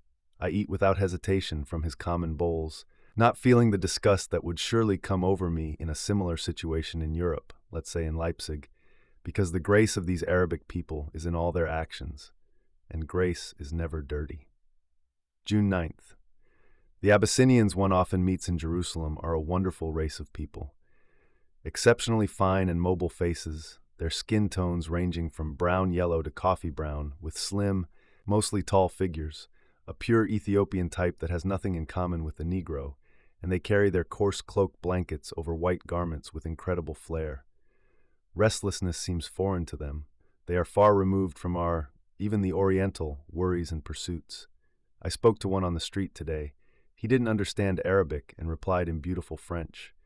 Then he asked, "You're from Germany, as I believe?" "More or less, from Austria." "Ah, Austria! We are friends. I'm Ethiopian." He happily shook my hand. June 10th. I dreamed last night, Ethiopia. I've always longed to come to this land, and now I'm here. Outside the windows of my empty room is a green mountain landscape, marked only by the winding line of the road. The road winds its way into the green mountains.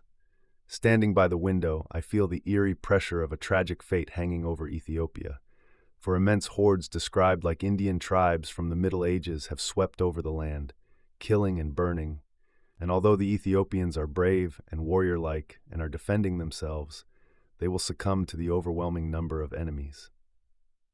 The invaders are excellently armed, they kill and plunder, and the country is silent, frozen in terrible suffering.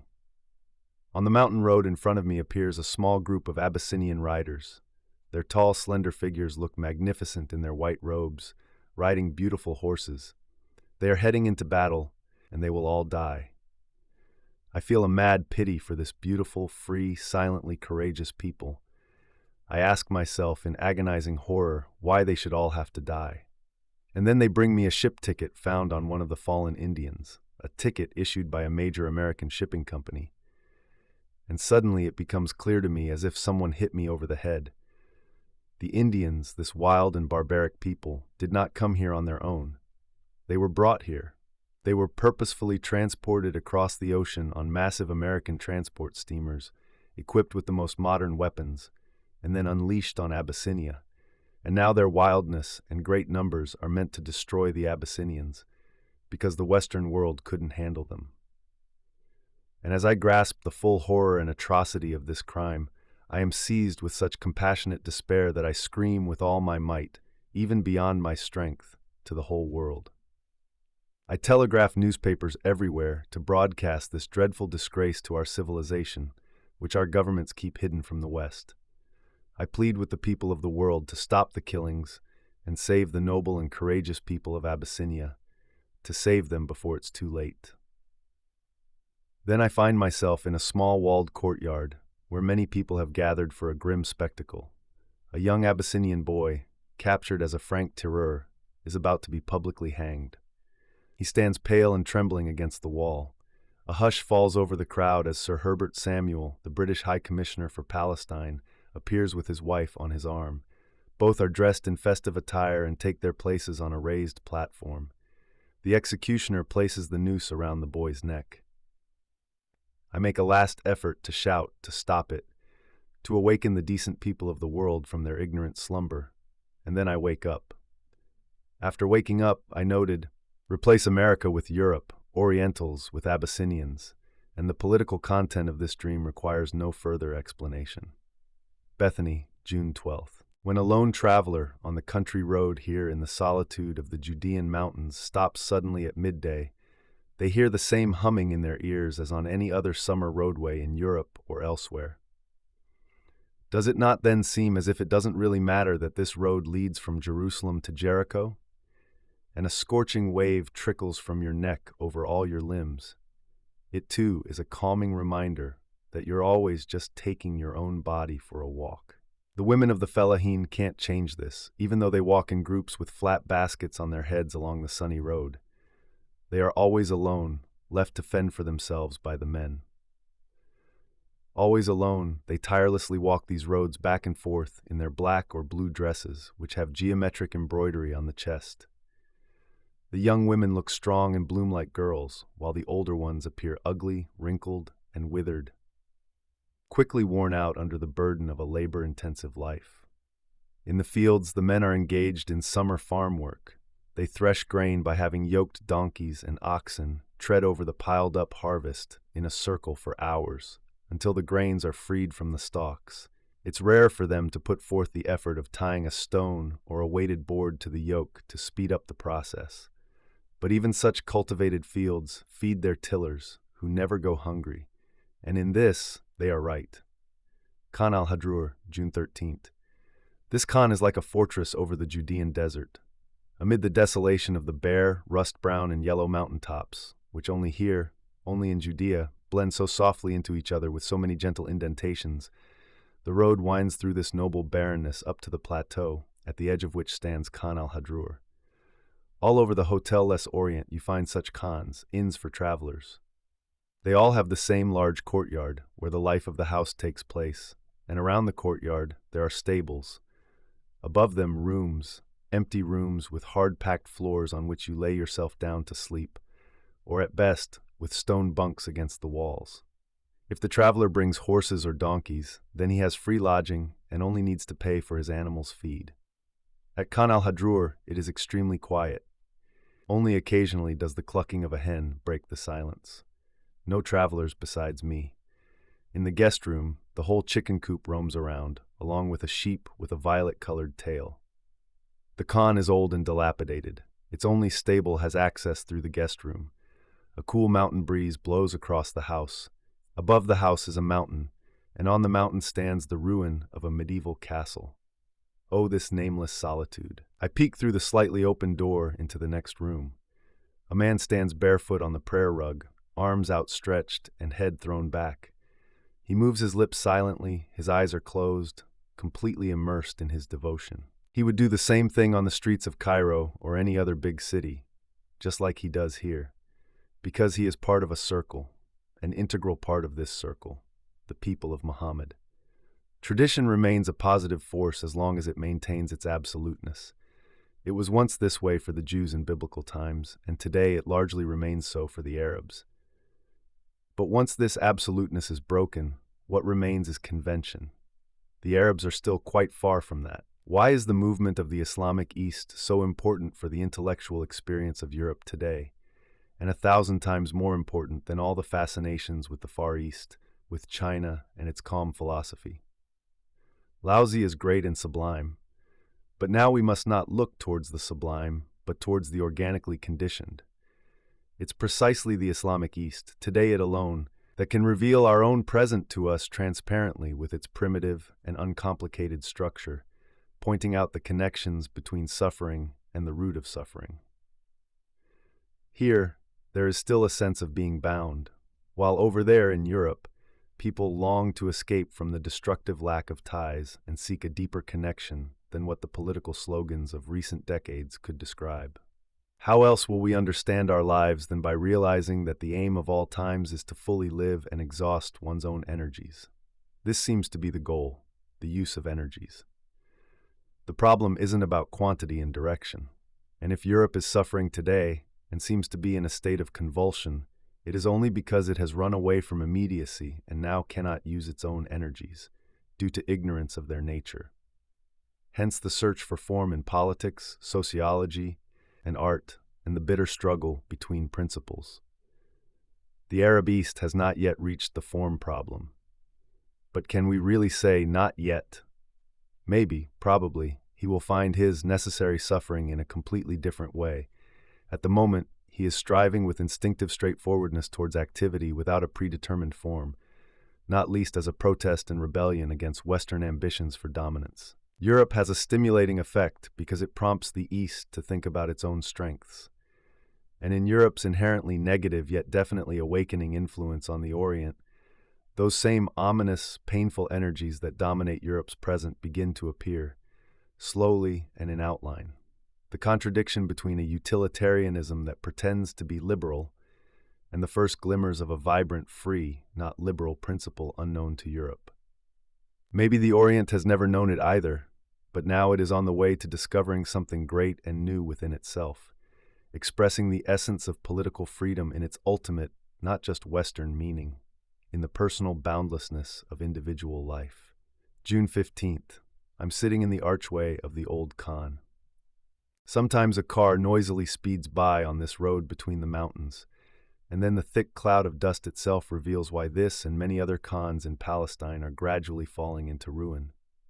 They're being overtaken by speed. When they were built, people thought of long caravans, the heavy, slow pace of pack camels, the solitary riders, and the sudden dark nights of the south. But now, one travels from one corner of Palestine to the other by car, and even the railway, excellent as it is, suffers from the competition. An Arab wedding procession goes down the road. Countless children swarm ahead. The bride sways on a camel, an opaque pyramid of white muslin veils. Only small boots of red Morocco leather stick out at the bottom. The groom in a blue cloak on horseback, a young, brown, smiling farmer's face, then boxes and beds on mules. Many people are accompanying, men and women, practically a whole village, and for moments they fill the solitude of the mountains with noise and singing. But the solitude quickly settles over everything again, broad, hot, and inevitable. I sit in the gateway, continuing my thoughts from yesterday. Use of forces. If the forces, by which I mean the most basic ones, the instincts directed towards affirming and acquiring life of an individual or a people cannot be unleashed and realized as they mature, they turn inward against the subject. And again, the Jews, when they no longer had a God connection and outlet for their strength, and thus perished. The primary demand of a people's development is first and foremost directed at the experience of their own activity, as is the case with human individuals. One wants to see and recognize one's own essence in the reflection of an effect on the outside world. Only then can further development and liberation to higher cultural levels progress step by step. This is also why the English fear of social revolutions in the Orient is based on false assumptions. Because the Arabs, this is not meant as a judgment, are not yet ready for a development other than purely national. Only an individual or a people that has already seen itself in the activity determined by personal circumstances is ready for internal transformations. However, this experience of one's own activity doesn't have to be limited to the present-day individual or generation. It can also be experienced through the lives of ancestors, but in that case it's necessary to maintain a continuous and direct development from the active past to the receptive present. Among the Arabs, this continuous actual connection with the experiences of their ancestors has been interrupted for quite some time. The question, why, is no longer relevant to the present. Therefore, the current Arab generation must first see itself in national activity to create space for further development. This is why it seems ridiculous when people say that the Arabs have accomplished nothing so far, and thus make a judgmental statement. The major world history is likely to be shaped by the quiet duel between England and Russia over the next 10 or 20 years. However, England has the entire Arab East against it, because the well-maintained friendship with King Hussein seems secured only by his personal existence. And revolutionary Russia is smart enough to know that it achieves far more here by not trying to spread foreign and specifically Western social ideals, since these can't really adapt to the completely different lifestyle of Eastern people who don't need them, but by accepting the national and personal development of the Orient as a positive even for the purposes of a possible world liberation. Jericho, June 17. I left Chan el-Hadra yesterday. The car wound its way down the beautifully constructed switchbacks, going deeper and deeper into the valleys. The old Arab man next to me sang to himself, sometimes loudly without a care, sometimes softly in a gentle hum. In the language of these songs, which aren't happy or melancholy, in the throaty or nasal, almost consonantless flowing sounds, there is a marvelous expression of the vibrant Arab spirit, more magnificent than in everyday language, that knows no separation between yesterday and tomorrow, between action and thought, between objective reality and personal feeling. Could it be that this is why Arabs are often seen as unspiritual by Europeans? For most educated Europeans, the separation between the material and the essential is the foundation of spirituality. Only when this separation is made do Europeans, most of them, begin to take spirit seriously. They equate it with thinking and use it to free themselves from matter and gain sovereignty. Arabs, on the other hand, guided by broad instincts and deeply devoted to the present, live in harmony with nature and not against it. They do not know this division. To understand this, you need to observe the people, and you see the spirit in their dreamless day. It's in how they wear their clothes, each differently, despite all dignity, in whatever way comes to them at the moment. It's in the delicate and noble way two men part ways on a train, barefoot and in tattered clothing. It's in the clarity of their laughter, or in how porters spend their lives laboring under heavy loads, but remain cheerful and good people. Of course, if you want to see Arabs in this light, don't focus on the minority of European educated among the city dwellers of Palestine. Most of them are Christians, heavily influenced by Levantism, lost in an ambitious imitation world. They don't necessarily perish, but it perishes within them, and ultimately that is what matters. We've reached the valley floor, completely surrounded by the yellow mountains at the base of which we're driving, and suddenly, without transition, we're in the plain. And the plain, vast and sunlit, sweeps in like the sudden silence after many heavy sounds. The road is now perfectly straight. The air glows motionless above the large, straight surface and fills the whole body with an almost unbearable heat. The car moves straight across the wide, mountain-encircled oval, with an opening to the north and one to the south, where the Jordan flows. Mystical mountains, in front, the high, blue, gray, and white-veined mountains of the East Bank. Behind us, the dead stillness of the mountains of the Judean stone desert, sharp as an ancient crumbling wall rising from the plain. Jericho is a small, lost oasis. A few shabby houses lie asleep in the midday heat. Some palm trees spread their leaves. June 18th. In winter, Jericho is said to have the mildest climate in all of Palestine. In summer, it's a scorching basin, a concentrated, intense heat. Today, the thermometer reads 50 degrees Celsius in the shade, and according to the Arab innkeeper, it is not yet the most annoying of the days of the year. I walked across the plain towards the Judean mountains. At the spot where the cold and abundant Sultan Spring emerges from the base of the bare cliff, there are sparse, terraced vegetable gardens spread over about 200 square meters. Otherwise, the landscape everywhere is dust-white, burned and rugged, blazing against the eyes. Occasionally, the desert mountains appear rose-red under the clear, light blue sky without clouds. The steep slope in front of me is humped in darker rock, probably basalt. After a moment of observing, I gradually recognize shapes in the formless blocks, distinguish weathered squares, cubes and cones, crumbling once carved stone, wall stone, the old pre-biblical Jericho. The many wars have left no trace of the biblical one. The basalt blocks seem so ancient, so infinitely hardened that the years can do them no harm. 20, 30 pieces of a long-collapsed, almost unrecognizable structure, and yet they cling so mightily in their invulnerability to the desert wall that without knowing it beforehand you feel something huge was here, was huge. For today it is so gigantically old. A camel path leads past the ruins into the mountains. 2 riders are coming toward me, Bedouins, a man and a woman on donkeys. Here in this solitude we meet and look at each other with mistrust, fixing our eyes on one another and turning our heads slightly as we pass. But it's only after they've gone by that I get a closer look at the woman, who rides second. A silent, narrow-faced woman in a black dress with a black band around her forehead and long, hanging braids. Her chin and lower lip are tattooed blue. She's sitting sideways on the small gray donkey like Mary on the flight to Egypt, and her gaze shows more curiosity than mistrust. She's beautiful. Salt, Transjordan, June 20th. The car takes 4 hours to get here from Jericho. Just past Jericho, the landscape becomes wild and exotic. Hard, sandy mountain peaks and knolls, the road barely outlined among thorny bushes, a crazy zigzag path through sand going left and right.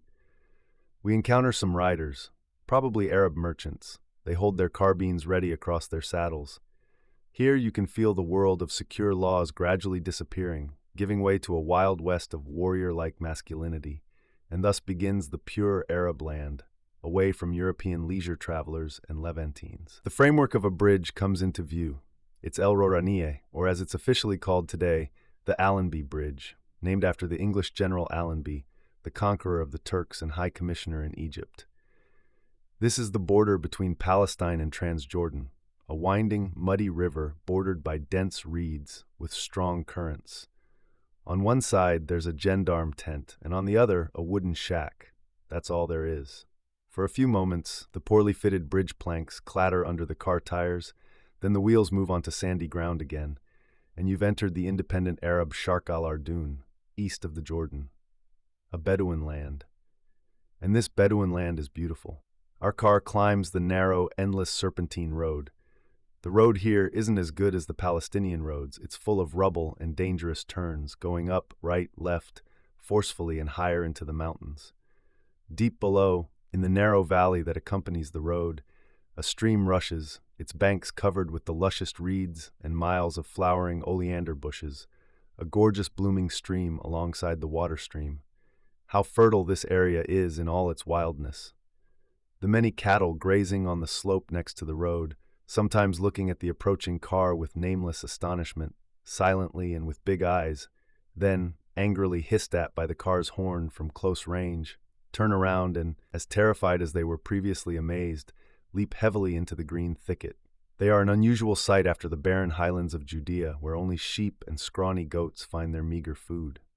This land here, it is alive, it breathes moist and lush, but there are no permanent settlements along the road. Sometimes we see wide black tents. They belong to livestock-rearing semi-Bedouins, no longer pure nomads and not yet settled farmers, wearing the same brown-white striped robes as the Palestinian Bedouins. Now it's clear to me, the Bedouins in the Palestinian cities are probably mostly semi-Bedouins, except for those from the south, from the desert around Beersheba, and from the Jordan Valley, El Gore.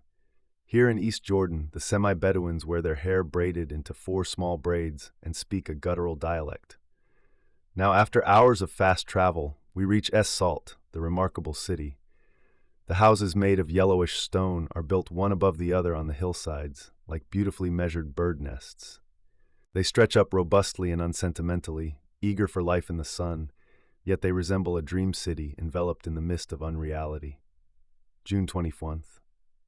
The streets lead unpredictably up and down, always passing through tall yellow buildings. Around the doors and windows, which are arched like all Arab architecture, there is a wide white frame painted. It highlights the openings and makes the interior of the house palpable behind the facade. Thus, the houses are no longer just enclosures of the street. They appear connected with each other, as if lifted into the unreal real layer of a dream, even though the sun shines brightly over the shadows of the walls. I return to the house of my Arab host through the courtyard full of oleander and purple pomegranate trees. June 26th. Transjordan, a young independence. At the end of May this year, Great Britain declared its mandate over this land expired and handed over the administration to Emir Abdullah's government. A prelude to the Arab Union, which was solemnly established in the recent London Agreement between England and King Hussein. Salt, like most towns and people in this region during the war, was a city friendly to England, and because of this, it suffered greatly under the Turks. This probably has a lot to do with the fact that the majority of the inhabitants, though they dress, speak, and behave like the Bedouins they descend from, are Christians, specifically Greek Orthodox Christians. They even have their own bishop and several monasteries here. However, in the 5 years since the end of the war, their friendliness towards England has noticeably faded. They've uncovered the true motives behind British policy towards the Arabs. And it is only a certain reservation, also found in Palestine, that Christian Arabs have towards Muslims, which still lets a kind of gratitude for being freed from Turkish rule flow into the feelings of the people of Es-Salt, making them friendly to England. This is probably part of the reason why Es-Salt, despite being the largest city in Transjordan with its 20,000 inhabitants, was not chosen by Emir Abdullah as the capital. Instead, the much smaller Amman was chosen. Besides the practical reason that Amman is on the Hejaz Railway and Es-Salt is not. Amman, June 25th. It's the heart of Transjordan, its capital beside the ruins of Philadelphia, the Greek colony of Ptolemy Philadelphus, over the forgotten dust of the biblical Rabbath Ammon. The city lies in a fertile valley and is crossed by two streams, providing plenty of water. It flows and trickles through all the streets, turning even the stoniest ground into a green garden. The hills around are lush pastures where hundreds of Nide camels graze, these wonderful riding animals with tall, slender legs and narrow torsos. Amman is small, with barely more than 6,000 residents, but the streets are bustling, with every man seemingly present in double or triple. In front of a shop on the bazaar street, I see a crowd of people. Has something happened? But the same scene repeats in front of the next door, the same at the fruit seller, the same at the weapons dealer, the shoemaker, the well, and naturally in front of the cafes, which mostly consist of a simple exterior. A cheerful and calm social atmosphere amidst all the hustle and bustle. A cool breeze flows from the cypresses by the water. Bedouins dominate the scene, the real Bedouins of the steppe whom one scarcely encounters in Palestine, free warriors and camel breeders. Their cloaks are mostly black or brown, sometimes made of transparent, voile-like fabrics. Underneath, they wear a bright, shirt-like dress held together by a leather belt. Magnificent horses, not those thin-limbed, overly fiery Arabians you see in Europe, but strong-limbed animals accustomed to hunger, thirst, and toil, capable of reaching top speeds on any terrain. Black horses are the rarest of all colors, as the Bedouins dislike this color. It seems to them to be a bad omen for the rider. Everyone is armed, with a dagger in their belt and a rifle on their back, almost exclusively Mauser rifles inherited from the Turkish and German armies.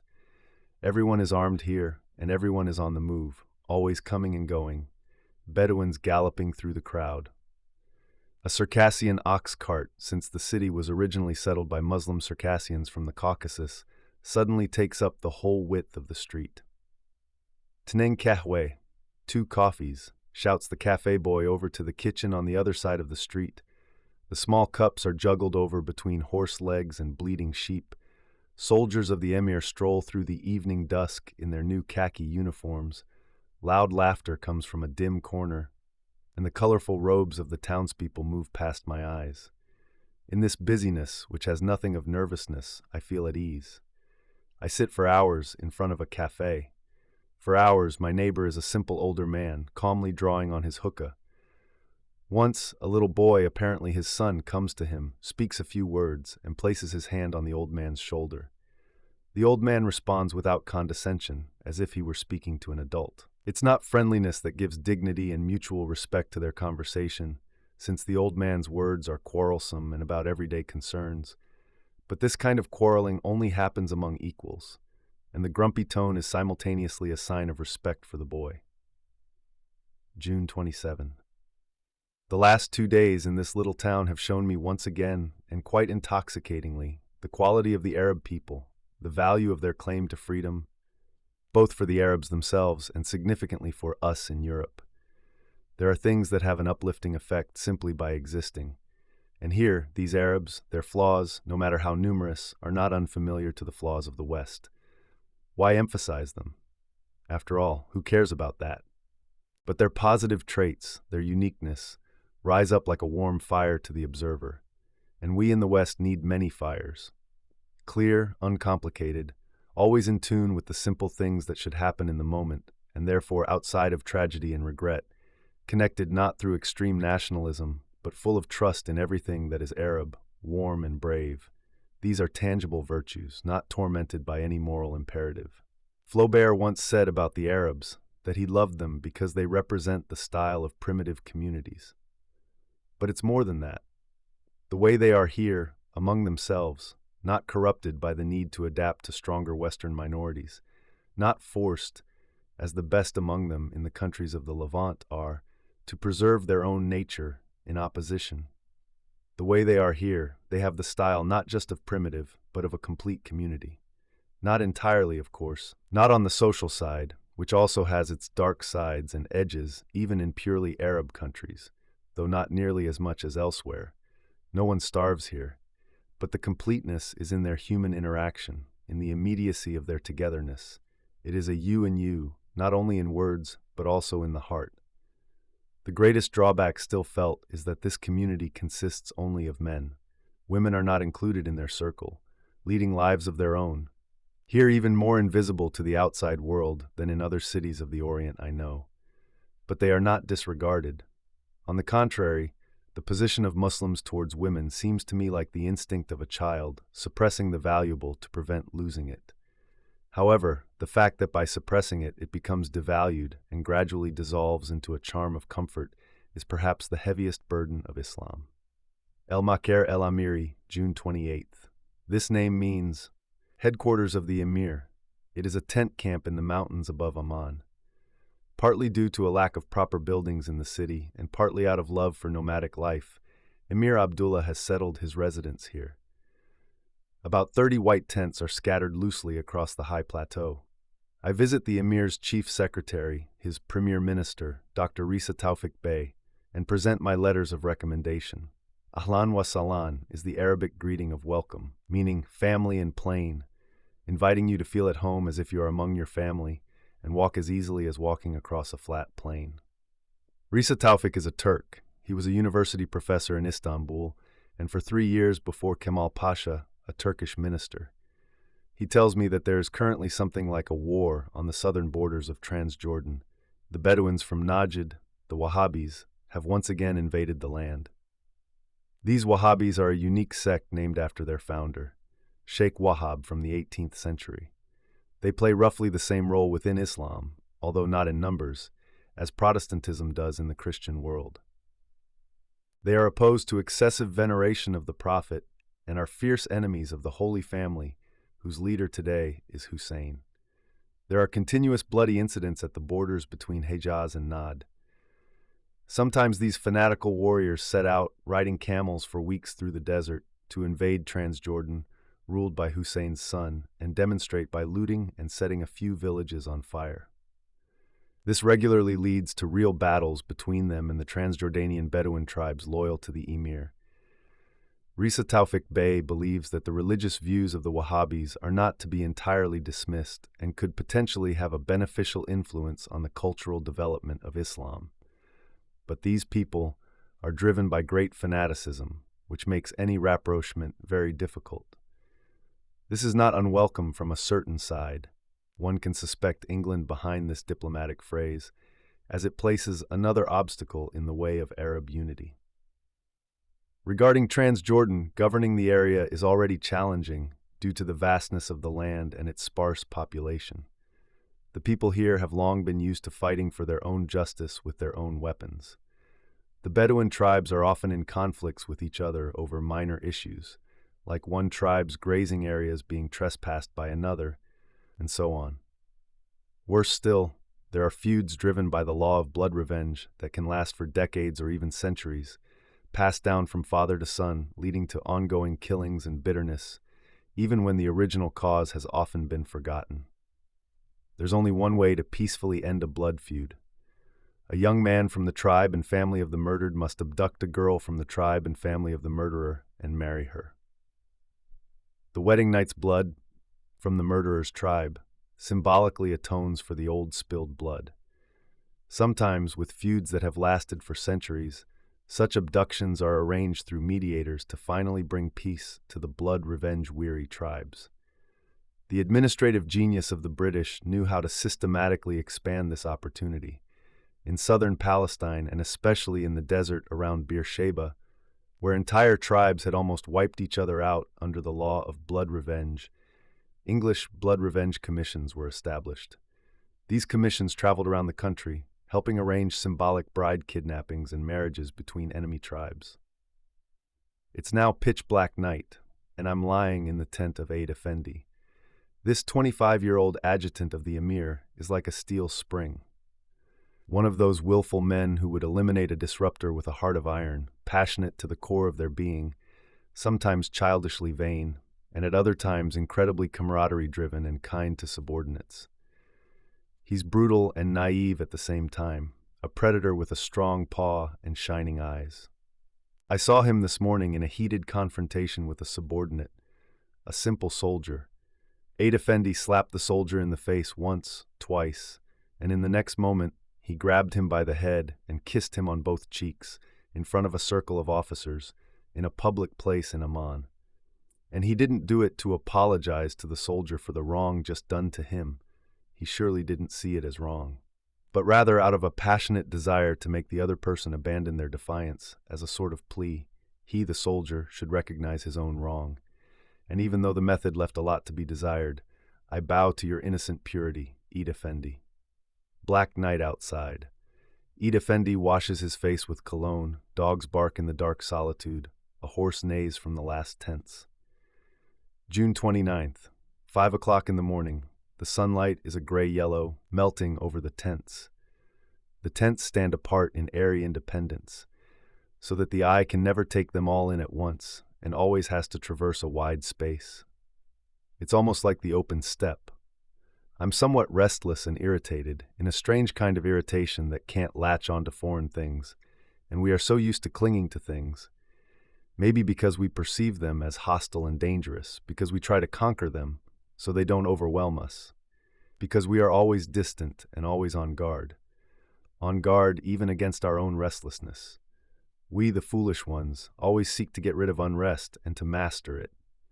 But in our complicated existence, so far removed from paradise, unrest is almost the only thing capable of bringing us to the most refined things: words, thoughts, interpretations that quickly and fleetingly rise to the surface of our consciousness and reveal themselves only in agony and unrest. Down below, where the camp guards have their tents, 2 Bedouins are saddling their horses. It's a sheikh from the region of Ma'an in southern Transjordan and his 20-year-old son. They came here to present some tribal disputes to the emir. Now they want to ride home. They speak little to each other. A warm familiarity hangs over their seriousness. Their sinewy brown hands work on the saddle straps, touching me like an image of this wonderfully simple life that moves in a straight line from birth to death. Everywhere the straight line of existence. This is their unbreakability. This is their unity. And doesn't this make them much more of a nation than any strong commonality of high culture? It is not Islam, as is commonly assumed, that is the driving force of this unity. For as intact and unbreakable as it belongs to the blood of these people, it is only the expression and form of their own state of tension. In front of the emir's tent, the flag of the Sharif waves. Black, red, and green stripes spread like a star from an elongated rectangle out towards the edges. The tent is larger than all the others and consists of several rooms. Risa Taufik Bey, always composed and gentlemanly, shows me the emir's sleeping area. It's both lavish and simple. 2 black bearskins in the corner, a prayer rug, in front of it some precious camel saddles with silver fittings, used as stools. In one corner there's a European dressing table, perfumes, and silver items, and on the walls, Persian rugs in soft gray-pink tones. A black servant, entirely dressed like a Maharaja in brocade, leads us into the plain reception room. Then the emir enters, about a 40-year-old average-height man with a blonde beard, quietly in small black lacquer shoes, dressed in flowing white silk. Ahlan wa sahlan, the curtain falls closed behind him, and we remain in a soothing twilight. Risa Taufik acts as the translator since I'm not too confident in my Arabic. The emir only speaks Arabic and Turkish. He has spent half his life in Constantinople, for years as the representative of Hijaz. Now he seems to feel at home as a Bedouin prince. We talk again about the challenges of governance in this land, where everyone is their own master with weapons. But the emir believes the Arabs are a reasonable people. When the time comes, they will naturally understand that only by remembering their commonality can they free themselves from foreign powers. The feuds between the individual tribes are like small local storms that would immediately subside and blend together before the arrival of a great hurricane. But I think you are timeless, You have leaped out of the course of world history. You can still play your rough games. You are the present ones, until the will enters you and makes you future ones. Then your strength will be pure and focused, as the sting of the future does not chase your present, but gradually becomes the present. I asked the Emir about his personal opinion regarding the Arab Union, which his father, King Hussein, has been working on for almost a decade. Emir Abdullah responds, "If I were to express my personal opinion, my personal wish, it would be this. The Arab Union should not just be a loose association of individual states, but a unified whole, with a central government, while the countries would retain only internal autonomy. We must not deny for a moment that the difficulties are very great. Above all, there are the strong contradictions between the two most powerful states in Arabia, Hejaz and Najd. Then there's Syria, where the Arab intelligentsia is mainly Christian, not to mention Lebanon, which is almost entirely Christian. These Christian Arabs resist a confederation in which they would have to give up their current political dominance and become a minority. Then there's Palestine, whose situation you might already be familiar with. But an effort like ours, which aims for the freedom and independence of all Arabs, can't exclude this or that country without compromising itself fundamentally and beyond repair. Arabs in all countries would soon reach an understanding with each other, but the West mistakenly believes that such an agreement would go against its essential interests and tries to undermine it under the guise of supportive promotion, which isn't even necessary in the first place. However, it will succeed nonetheless, because the idea of Arab unity isn't a political fabrication, but something that has grown out of the souls of millions. It has grown naturally, like a tree grows, like water flows. The Orient, and I believe not only the Arab world, won't endure an unnatural policy, meaning one imposed by the West in the long run. It has outgrown a willing inferiority.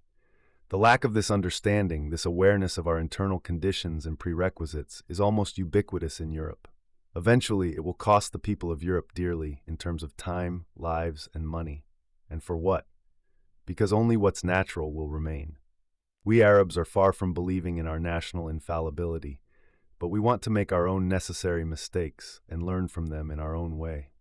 Something small darted through the twilight. Talal, the 12-year-old Emir Talal.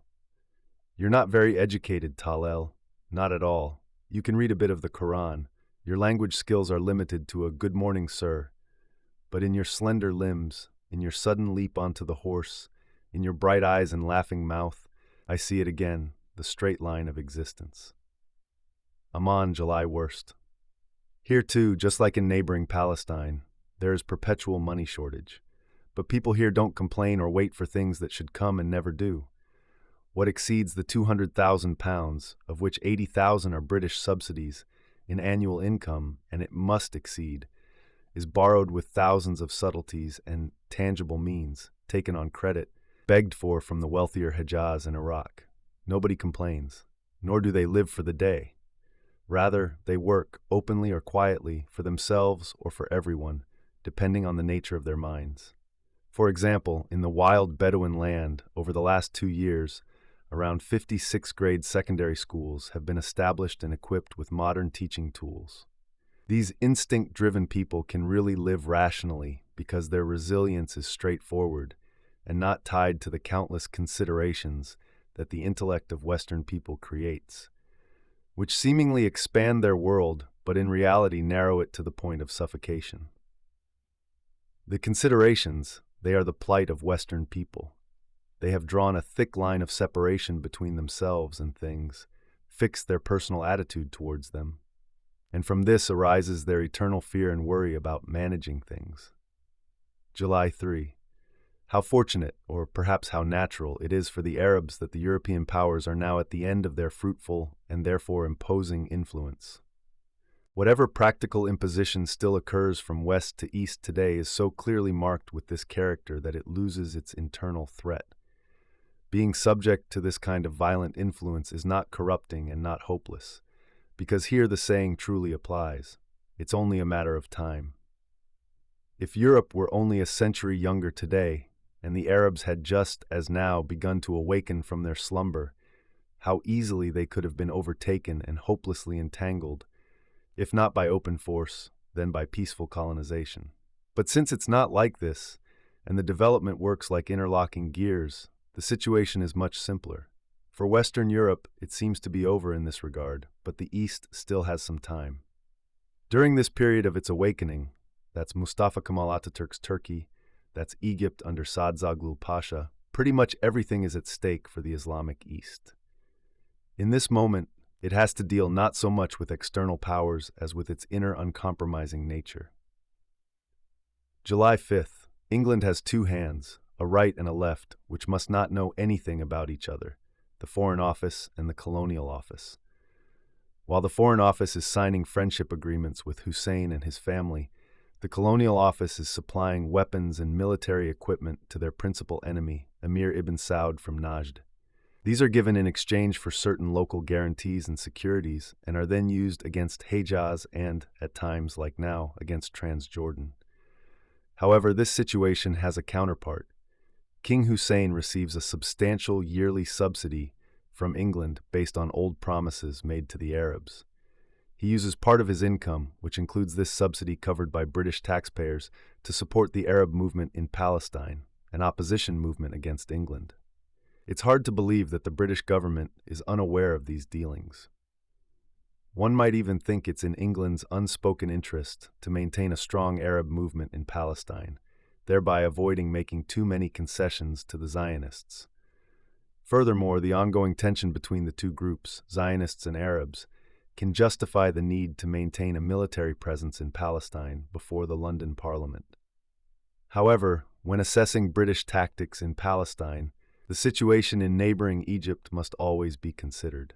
If the national movement over there gains more ground and forces England into substantial concessions and withdrawals, which is possible in the near future, then England will strive by every means to strengthen its position east of the Suez Canal in Palestine. In this case, a Zionist-oriented policy may be advocated more intensely than before, and this would naturally be at the expense of the Palestinian Arab movement, currently consciously tolerated. Even though an alliance with an Arab Union might be potentially valuable for Great Britain in the future, it is too uncertain a factor to base such a vital English need as the protection of the Suez Canal on. July 8th. In the afternoon, 2 trucks drove through the bazaar street of Amman. In the first truck, there were some of the emir's soldiers, holding rifles and covered in dust. On the floor of the second vehicle crouched, amidst soldiers, 10 or 12 Bedouins. They looked wild, exotic, and as if they had come from far away, and they were tied together with ropes. There was also hazy gray dust covering them, even more so than over the soldiers. As the car slowly rolled through the usual street hustle and bustle, their dark eyes drifted dully and questioningly over the many heads and faces, as if searching for something with barely noticeable curiosity, and they seemed slightly surprised not to find it anywhere. Murderers. Somewhere along the Hejaz Railway, far out in the steppe, 6 workers on a handcar were ambushed by 14 Bedouins mounted on camels, and 4 of them were killed. 2 managed to escape, running throughout the night and the following day, reaching the camp of Emir Abdullah, and reported their experience to him. Based on specific details of clothing and saddlery, the 2 fugitives were able to identify the tribal affiliation of the robbers. Additionally, they had remembered the numbers on the camels, as the Bedouins have the habit of marking all camels within a tribe with branded numbers to protect them from mix-ups and theft. Thus, the identity of the murderers was established. The emir sent a group of his most loyal Beni Sakr Bedouins to lure out the 14 murderers from their camp with fake messages, and after a brief fight, managed to capture them all except for 2. 1 was killed and 1 escaped. They are being brought here now so the emir can hold court over them. He will certainly be strict. It's likely important to him to show the English that peace and order can also be maintained under Arab administration and justice in Transjordan. The 12 Bedouins in the lorry radiate that dreadful sense of abandonment that is the fate of condemned individuals in all cultures and times. July 9th. This morning the emir sentenced the 12 Bedouins to death, and they were executed in the mountains. July 12th. One more time in the evening, I walk through the streets of Amman. One more quick glimpse into the flow of a weightless life. I think back to my first days in the Orient, almost a year ago. Back then in Jerusalem, I was overwhelmed by the many new things that excited and irritated the senses. One was thrown around by the multitude of new perspectives that were difficult to comprehend. It took months to find one's footing and start to sense the underlying order of this foreign world and reduce it to a general understanding. And even here in Transjordan, would you need to live among these people for a long time to fully understand their way of life? In these short days, at best, you can only be lightly touched and moved by it. Letting yourself be moved by what truly matters is like actively reaching out for the essence of life. Who can truly allow such freedom and honesty to let themselves be moved by what truly matters? We often catch only a glimpse, but life is a vast space, and we have enough room and time to search for the rest. On the main street, there are few lanterns and a lot of shadows. On a summer night, through all the crowds, breathes one large body, the collective body of the Arab world, different at each point, and yet with a beautiful consistency. El Makar El Amiri, July 13th. I've come to say goodbye. Now I'm waiting in the large state tent for Eid Effendi, with whom I will return to the other side of the Jordan. Until a moment ago, I had company, the sheikhs and elders of one of the great Bedouin tribes from the east. Now they've all left, mounted their horses, and ridden away. Their presence still fills this entire tent. It sits on the chairs and echoes off the tent walls. It was a group of men who were serious, knew what they were doing, and were well aware of themselves and the circumstances they were in. Their world was about what could be achieved, what was near, and what was given. They were discussing tribal matters. 5 older men, including an old man with a white beard and an 18-year-old youth. And just as they all sat together with mutual respect, the elders listened to the young man when he modestly joined the conversation, with the same attention and silence as they listened to the words of the old man. Wadi el-Kelt, July 17th. And the return from Transjordan leads here in Judea like into a bowl. Wadi el-Kelt, well hidden from the stone desert, in even deeper silence away from the quiet country road, a spring bursts out from the rocks, a waterfall, a stream, flows through the gorge, and in the midst of the desert mountains, among the sand, basalt, and slate, at the very bottom, the oasis grows. It is green in every shade. It is marvelous beyond measure. Date palms, fig trees, lemons, vines, broom, giant lettuce, oleander, a yellow-white house with a flat roof, a herd of goats by the water, while high up on the mountainside, 100 camelbacks sway. They too come from the watering hole. A sand hill with gently grooved slopes, a basalt hill with black rubble, and below, again and again, the lush tropical greenery. I slept on the roof of the mill. When I woke up at 3 in the morning, the dogs had been wildly chasing jackals all night. Only a dim silhouette of the mountains was visible, gently sloping down from left to right, blending with the valley, then slowly rising on the right like the back of a camel, high, up to the sharp peak of a lone mountain. Against this dark brown backdrop stood the sharp and solemn outline of a palm tree, and below it on the garden wall slept a black goat. Haifa, July 22nd. I took the train from Jerusalem via Jaffa to here. Summer heat, packed train cars, each consisting of just one compartment. There were many Jewish settlers, mostly young people, but the vast majority were Arabs. They chatted as usual, noisily yet unobtrusively. They offered me slices of melon to eat as if they knew that I was well disposed towards them. And in the iron heat of the long journey, for the first time, the bland, pale red coolness of this fruit seemed desirable to me, and the important role it plays here in the summer became clear. When they noticed that I had run out of cigarettes, they offered me theirs from all sides. Once we stopped at a small station. An Arab from the other end of the train car, he was probably a small trader and was dressed in European clothes, came up to my open window to buy something from one of the street boys down there. He bought a cake, turned around, and was about to return to his seat. Then he saw me. We had never seen each other before, and, as if suddenly guided by a good spirit, he broke his cake in half without a word and offered me one half with a "Please." But now I believe, even if nothing remains from my being here, neither for me nor for others, The moment when a stranger saw a friend and another stranger, broke his cake, and gave half to him, has quietly taken a visionary step toward unburdened humanity. Nahalal, July 24. The march to Damascus was a decisive issue. One had to go to Damascus. I had to go to Damascus, although the difficulties were growing. The French authorities did not want to give the enemy foreigner a permit to enter Syria, and my money is almost gone, with new funds from Europe expected in 2 to 3 weeks. Go back to Jerusalem? I couldn't even pay for that trip and would have to let a car drop me off at my friend's house. Wait in Jerusalem? Waiting is always a bad thing. The journey to Damascus, however, is an uncertain venture, and such wavering things demand a clear-cut decision. Either you do them immediately in a straightforward continuation, or they slip away from your grasp. So, from the middle of doubt into clarity, I suddenly set off from Haifa, marched for 6 hours, and now I've arrived here in Nahalal. In Palestine and Syria, you don't need money if you're traveling on foot. Everywhere, the Arab villages and Jewish colonist homes welcome you hospitably. Nahalal is a new Jewish settlement, founded by young people, and is meant to become a model colony. It is laid out in a circular design. Each settler receives only 100 dunams of land, which means as much as he and his family can work on themselves. The aim of implementing this principle is to make it impossible for a large-scale farming class to form, one that accumulates land beyond its own productive capacity, employs Arab workers because they are cheaper than Jewish ones, and thus lays the foundation for a new self-serving class of owners.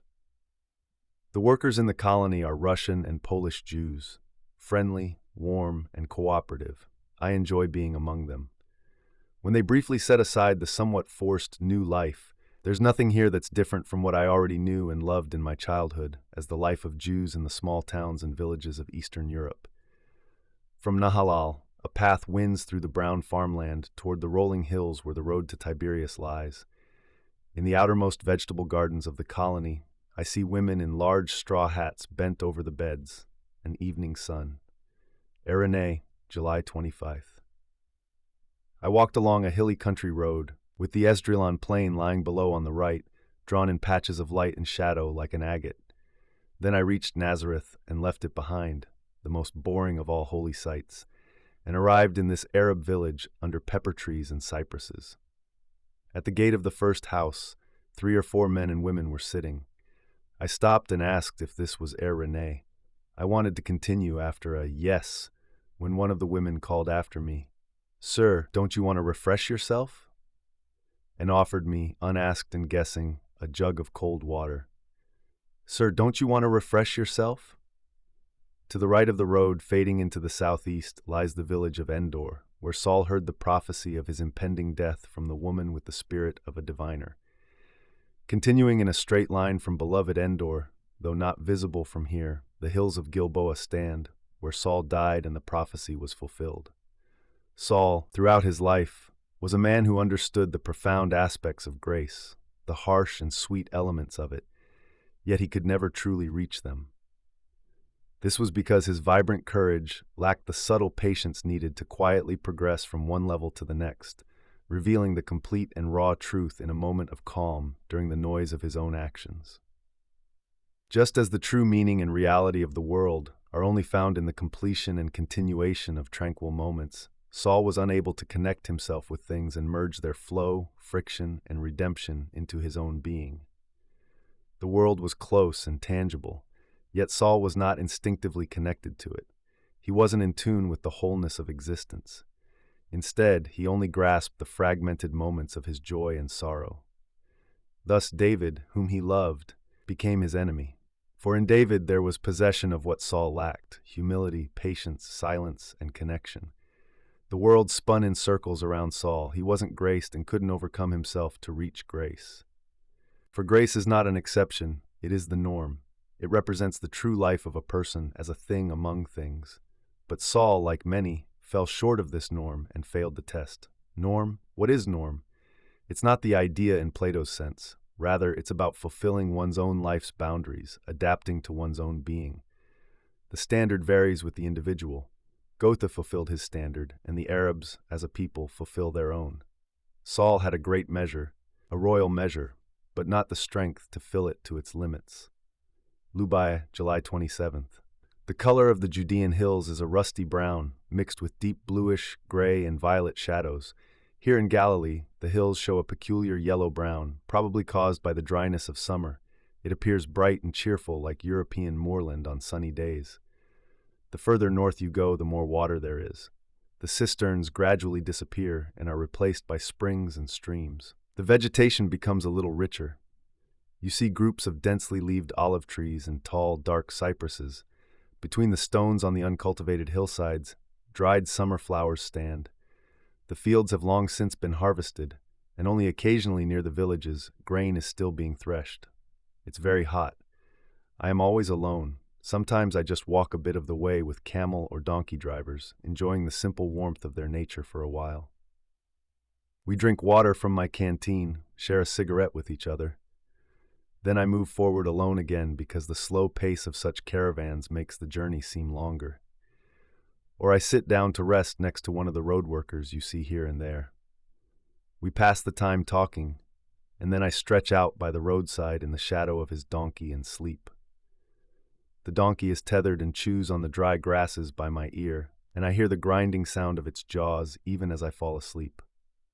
Tiberias, July 29th. On the way from Haifa to here, I visited a few Jewish settlements, specifically those I hadn't seen on my trip in December of the last year. Two categories can be easily distinguished. The old colonies, mostly belonging to the Jewish Colonization Association, JCA, with a European-influenced, worry-immersed Judaism lost in the everyday pursuit of personal gain, employing almost exclusively Arab, cheaper workers. And then the newer settlements, mainly established by the Jewish National Fund, with young workers and youthful enthusiasm, largely built on collective farming. A situation that really captures the spirit prevalent in the old colonies is something I experienced a few days ago in Sajera, about halfway between Nazareth and Tiberias. I arrived there in the late afternoon, tired and with blistered feet. I asked for food and shelter at the first large farm I came across, and both were generously provided. However, the man who owned the farm, a Jew from Romania who had been in the country for 30 years, seemed to think I was one of the new immigrants, since tourists don't visit Palestine at this time of year. In a tone of reproachful surprise, he said, "I can't understand why all the young people are coming to Palestine now. Why do you want to struggle here pointlessly, like we do? Why don't you go to America?" In contrast to these old, worn-out, and bitter colonists are the young ones. These young people, particularly the Russian and Polish Jews who are considered the most valuable, sometimes live in communal groups called kibbutzim. They follow the slogan, Jewish colonization with Jewish labor, no worker exploitation.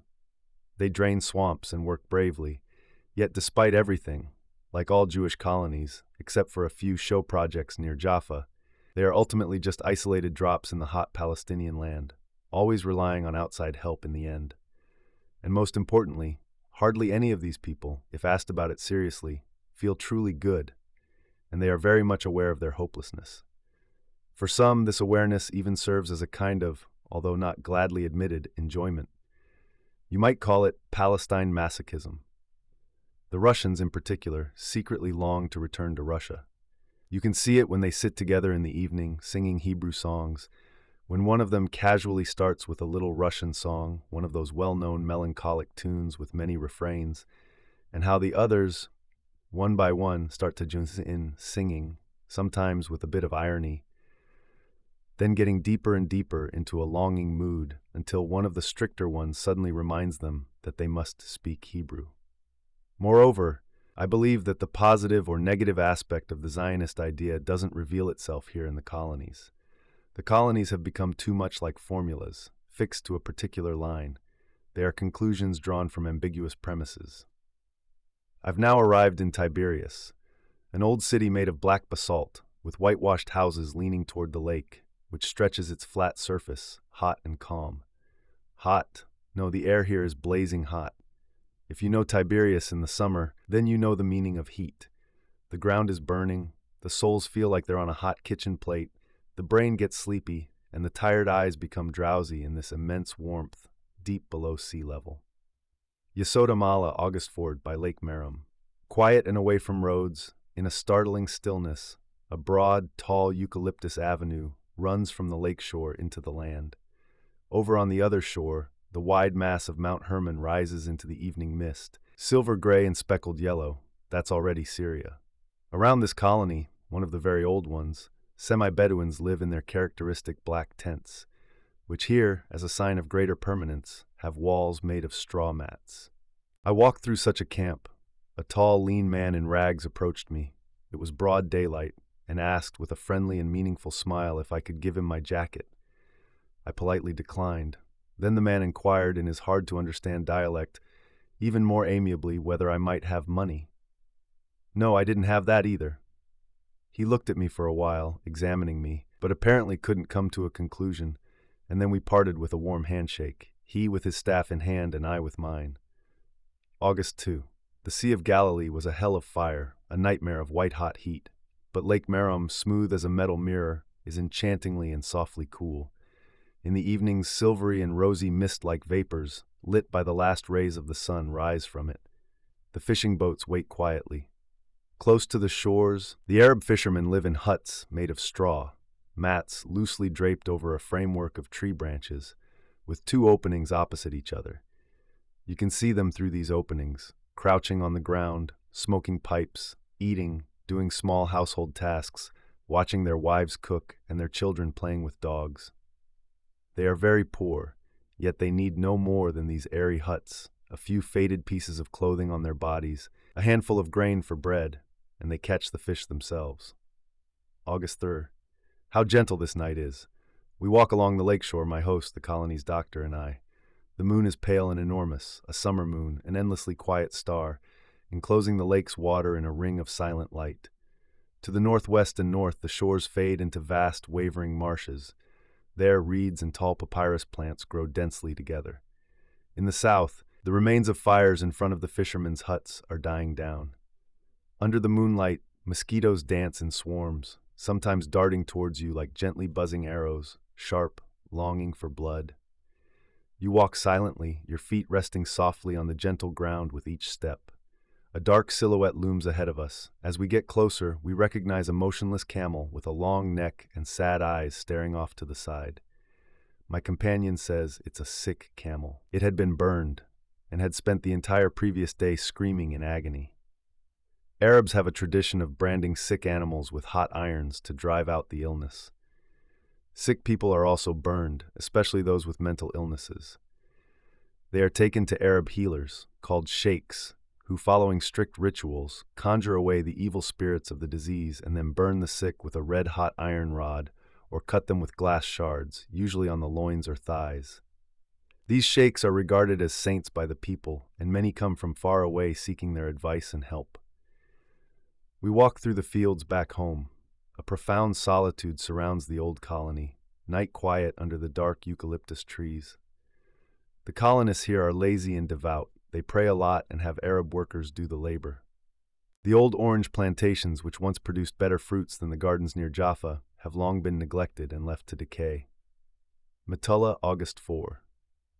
The colony Metullah is already on Syrian soil and is an open gap between Palestine and French-controlled Syria. There isn't really any border control here because Metullah and two other Jewish settlements nearby are soon going to be incorporated into Palestine due to an agreement between the English and French governments in Beirut. So you can get here without a passport from Palestine and slip into Syria from here. Travelers are only asked for their papers once they're on the Syrian roads. While on the 6-hour walk from Jesod Hamala to here, I saw a ghost tree. An old pepper tree whose branches were decorated with thousands of small, colorful fabric scraps, rags, and ribbons. These are offerings and charms from the clothes of the sick, dedicated to the spirit of the tree by their relatives. Just as all these things are tied to the branches, the spirit is supposed to take the illness from the sick and bind it to itself. More and more water. More and more rushing springs, streams, and groves of trees. The mountain range of Mount Hermon is getting closer on the right.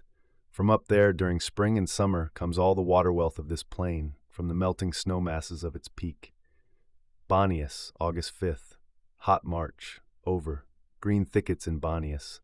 Narrow, clear, fast-flowing stream with walled edges. I lie flat on my stomach, drink the ice-cold water endlessly, and dip my head in up to my ears. God is great, and there's no greater pleasure than water.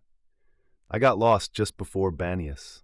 What my maps labeled as a passable road turned out to be barely a path at all, cutting across meadows, marshy ground, and streams, only to disappear without a trace in the mountains. I wandered around for hours, apparently going in circles over yellowish hills with rocky debris up and down, until I finally met two Arabs on donkeys carrying grapes and cheese to Banias. We traveled the last stretch together, and they shared some of their grapes with me. Maddal Shams, August 6th. Here I'm deep in Syria. I've had a long journey and I want to sleep. The old Jewish man from Damascus, who doesn't look like a Jew at all but more like an Arab, jokes with the children. He does so with his charmingly sweet, worn-out face, with the gentle smile of his toothless mouth. The children don't respect him, sticking their tongues out at him. He sticks his tongue out back at them, his eyes staring blankly into the distance, as if into forgotten suffering. He is touching in his kindness, which seems to belong somewhere else entirely. He laughs broadly and awkwardly, with hunched shoulders, like a sickly boy humbly devoted to life. Majdal Shams is a large village, almost a small town, mostly inhabited by Druze. There are very few Christians living here and no Muslims at all. The Druze. I saw them here for the first time, this peculiar group with their pure Caucasian features and their clear, resonant Arabic. How little we know about them.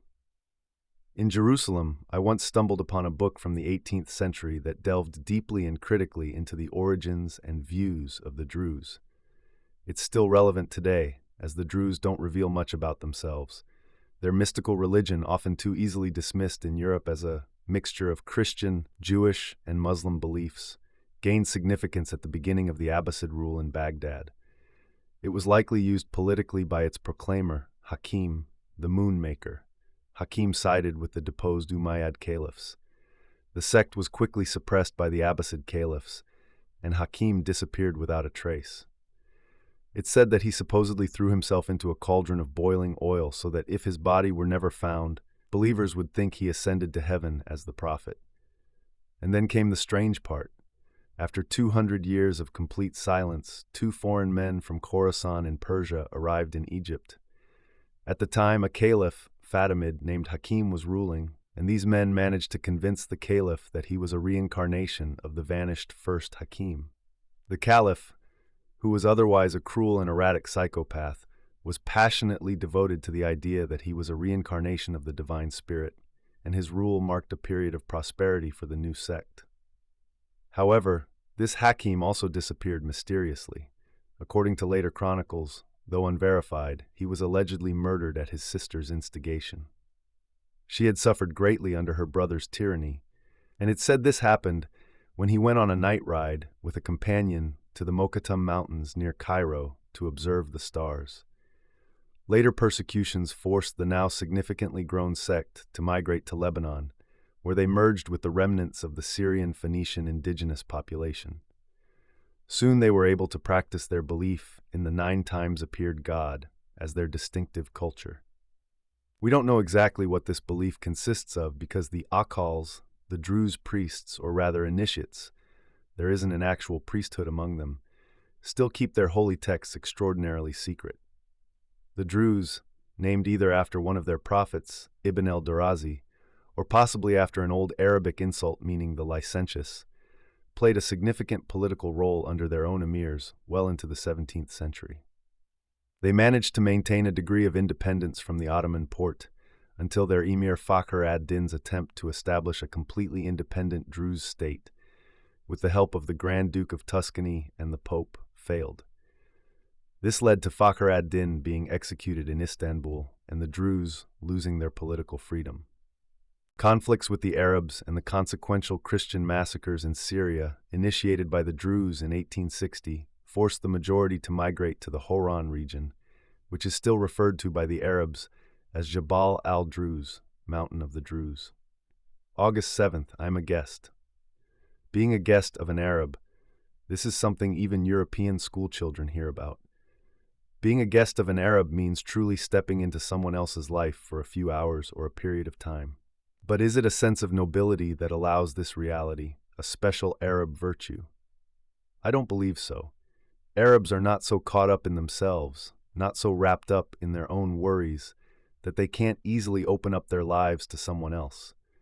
Nobility presupposes that there is an easier and a harder choice, and that one would choose the harder out of ethical understanding. Here, though, there is no such choice because life is immediate, and its path is straightforward. They are so certain of their own existence that they don't need to build walls between themselves and the outside world for protection. We ate, sitting unshod on mats in a circle, from a shared bowl of coarse wheat porridge with milk. There were no spoons. The Arabs tore small pieces from large, paper-thin flatbreads, using them skillfully to scoop the porridge without ever touching it with their fingers. I tried to imitate them, not without success. When we went to sleep, the Arab family and I, about a dozen of us in the same room, I saw the brown ceiling beams above me, the countless niches in the walls, and I wondered if I could feel more at home at my own house than here as a guest of foreign Arabs. And suddenly I realized what makes Arabs seem foreign to us, their lack of suffering. They do not know suffering. It is perhaps, despite everything, a lack. El-Katana, August 9. I set out from Majd al-Shams before sunrise and made my way here in a single, intense march. As I crossed the first Rocky Mountains, there was a plain, a wide, flat field densely and inexplicably strewn with black lava rocks, strangely eerie. Far off to the east, in a blue-gray blur, shimmered the mountains between which Damascus must lie. But it was still very far away. Mount Hermon always accompanied me on my left, like a long, enchanting wall with snowy peaks. We traveled over cornfields, rocky streams, endless hilly meadows, dried-up slopes, through villages by the water and on the mountains, past another one at the base of the great mountain, through those endless hours of fatigue, until suddenly, in the distant violet shadows, Damascus appeared amidst a sea of trees, disappeared, and then reappeared. So far, I always managed to avoid the Syrian gendarmerie posts and police stations. El-Katana is the last stop. Will I sleep in Damascus tomorrow? Damascus, August 10th. From El-Katana down the wide road, it was like a half-hour leap by car into the tree-filled plains of Damascus. It was dusk. The horizon showed the goal. Ahead of me, a solitary mountain, still lit by the sun as soft shadows climbed up its base. Above, a slim, long, golden cloud shimmered in the pale blue sky. Pigeon-gray dusk. The mountains stood steep and distant to the right and left. The air was light. Then, tall orchards surrounded by mud walls. Riders, carts, wagons, soldiers, French soldiers. An officer in khaki zipped by on a motorcycle, looking like a deep-sea fish with his massive protective goggles. The dusk turned green. Then the first houses. Then Damascus. Like a sea of noise after the silence of the wide-open country. The first lights flicker on. Evening. Old town. A narrow alley, made even darker by the overhanging bay windows more than the night itself does. Here and there in the yellow light of petroleum lamps, a boutique is visible. A small pile of watermelons and baskets of grapes, people like shadows. Sometimes behind barred windows, a sudden burst of women's laughter. In a bare clay wall, an archway. The little boy who has been guiding me so far says, "Here." I go inside, through the winding corridor into the courtyard. A walled-in square, lemon trees with heavy green fruits grow from the black and white marble tiles of the floor, a stone basin and a fountain in the middle. On the surrounding walls, faintly visible in the deep shadows, marble reliefs glimmer. Above the courtyard and above the trees, a black, starry sky. Then someone calls from above, "Faisal, Ya Sidi, please my lord," and I climb the narrow stairs along the outside of the wall, walk through an open gallery of columns. I am dead tired, completely exhausted, and collapse onto the bed offered to me. There's a rustling sound. Wind in the garden trees at the front, wind in the courtyard trees at the back. And from afar, many muffled sounds, the big city before it goes to sleep. August 12. I walk through the streets. I walk through the sprawling bazaars, partly filled with European mass-produced goods, organized by type of trade. Some things stick in my memory.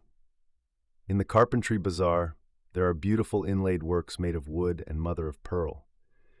In most of these workshops, tall, intricately inlaid wooden clogs for women are made in a peculiar manner, with the workers crouching like monkeys on the raised floor, holding the wooden shoe with one foot and using their hands to handle the tools.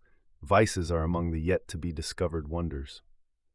Then there's the long market with its carpets, silk fabrics, wool embroideries from Persia, Damascus headscarves, keffiyeh, Baghdad cloths, and clothes for both men and women. Then the saddle bazaar, intense smells of leather and lacquer. The spice market, alongside sweets upon sweets piled up in massive quantities.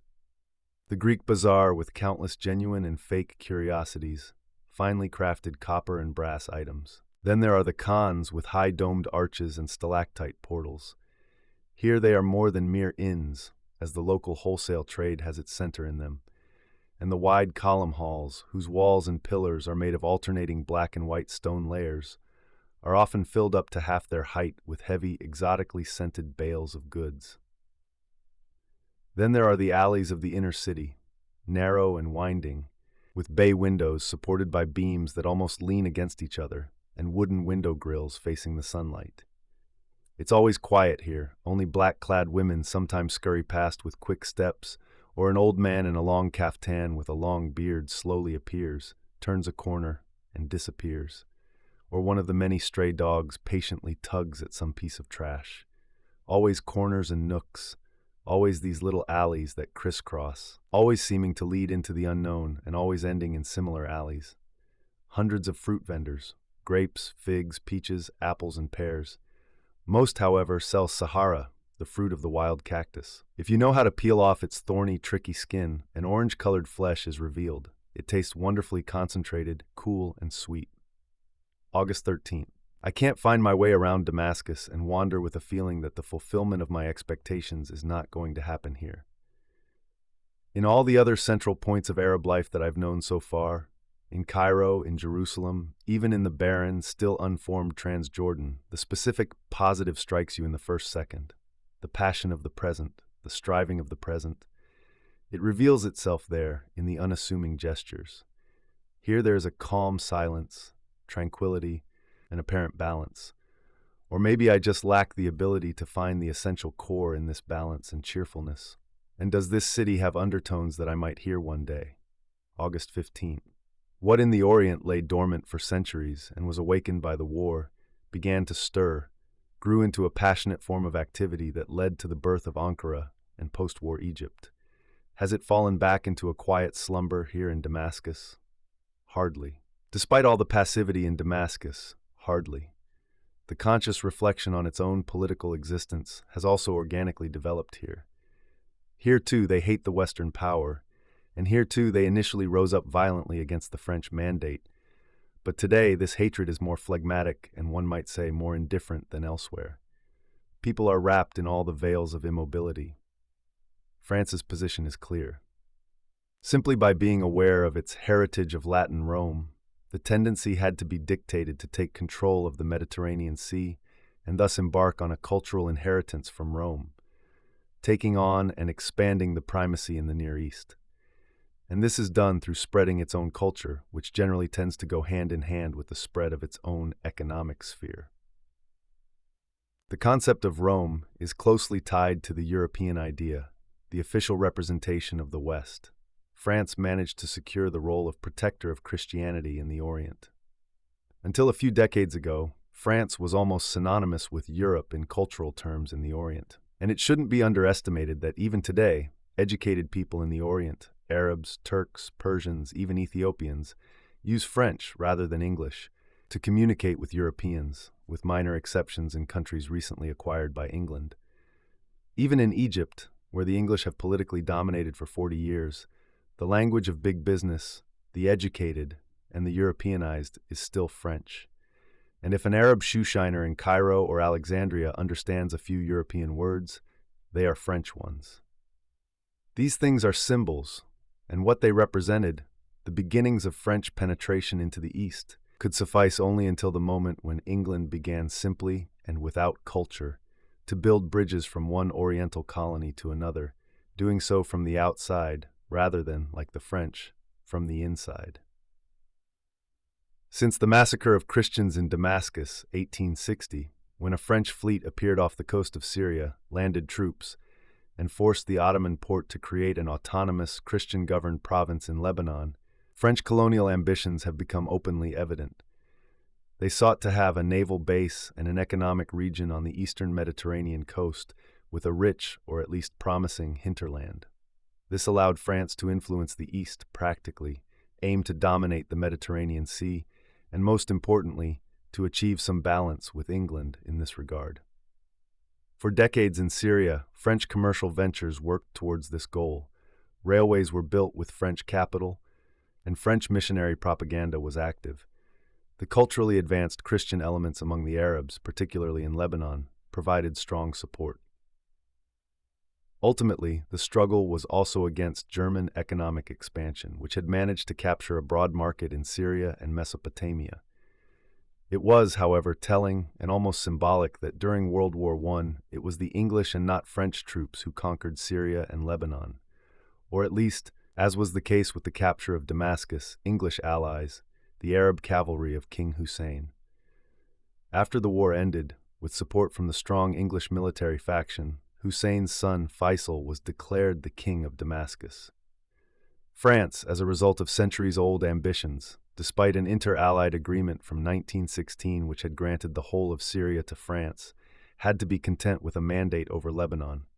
It was only after Faisal's removal, which involved heavy fighting, that France was able to unite the entire economic region, Syria, Lebanon, and later the Hauran, under its control. To preserve these gains administratively, the principle of division was implemented. The state of Lebanon, predominantly Christian, with Beirut as its capital, was set up opposite the so-called Syrian Federation. This federation consisted of the states of Damascus, Aleppo, and the state of the Alawites. The Alawites, a separate Arab ethnic group, inhabit the area between Beirut and Aleppo. Their administrative center is the city of Latakia on the Mediterranean. All of these states have a superficial autonomy and are governed by local governors, but in reality, they are completely dependent on the High Commissioner in Beirut, with the exception of the Druze Arab Hauran, whose disobedience gives the French considerable trouble. Unlike in Christian Lebanon, the desire for complete independence is very strong in the Syrian states, and naturally, the mandate power suppresses it by all possible means. Almost all political leaders are exiled or sentenced to long prison terms, and the national newspapers are forced into complete silence. I always have to wonder if, in the end, this policy of strangulation is responsible for the silence in Damascus. The city is teeming with military. There are fewer purely French troops than colonial ones, especially Moroccans, along with the Légion Syrienne, a local volunteer force under French command.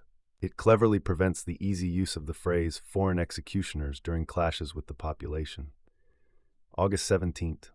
Damascus is famous throughout the Orient for its good food, and especially its confectionaries. This gentle material indulgence permeates the entire life here. Even the fanatical religiosity of the Damascenes seems to me to be about self-indulgence. It is self-limiting and not of a fiery nature. They like to talk about their piety, their past, and their culture, with a slight hint of disdain for the other day-to-day troubled Arab countries. Where is Arab unity? And is it possible, even today? I believe it will only happen once the Arab freedom in the individual countries has long been achieved, and not before. In recent days, I've been trying to figure out what exactly drives this city, what turns it into a hub of countless noises and colorful crowds, showing the perfect essence of the East in every way, while at the same time leveling it and pressing it flat. No frenzy like in Cairo, no greed like in Jerusalem. Everywhere you find the same Arab cheerfulness. Even the city itself, its appearance, is always the same at any point, having no deep tones or highlights. Its palaces behind gray walls, the colorful hustle and bustle, the calls and melodies in the streets, everything here is just colorful and lacks any sense of tension. Is it possible that the Orient actually has two faces, one awakening and currently excited, and alongside it, the legendary unmoving non-political one? Yet, of course, there's no talk here of the laziness of the Oriental, at least not of the Arab. Such a thing doesn't exist. All these people are caught in a single wave of diligence and work. Only here this work seems to deplete itself in trivialities with no room for excitement. Why? Conservatism? then it would mean that the Orient on its own doesn't really have the strength to take the path towards future fulfillment and inner freedom, a path that seemed so clear to me in the other Arab countries.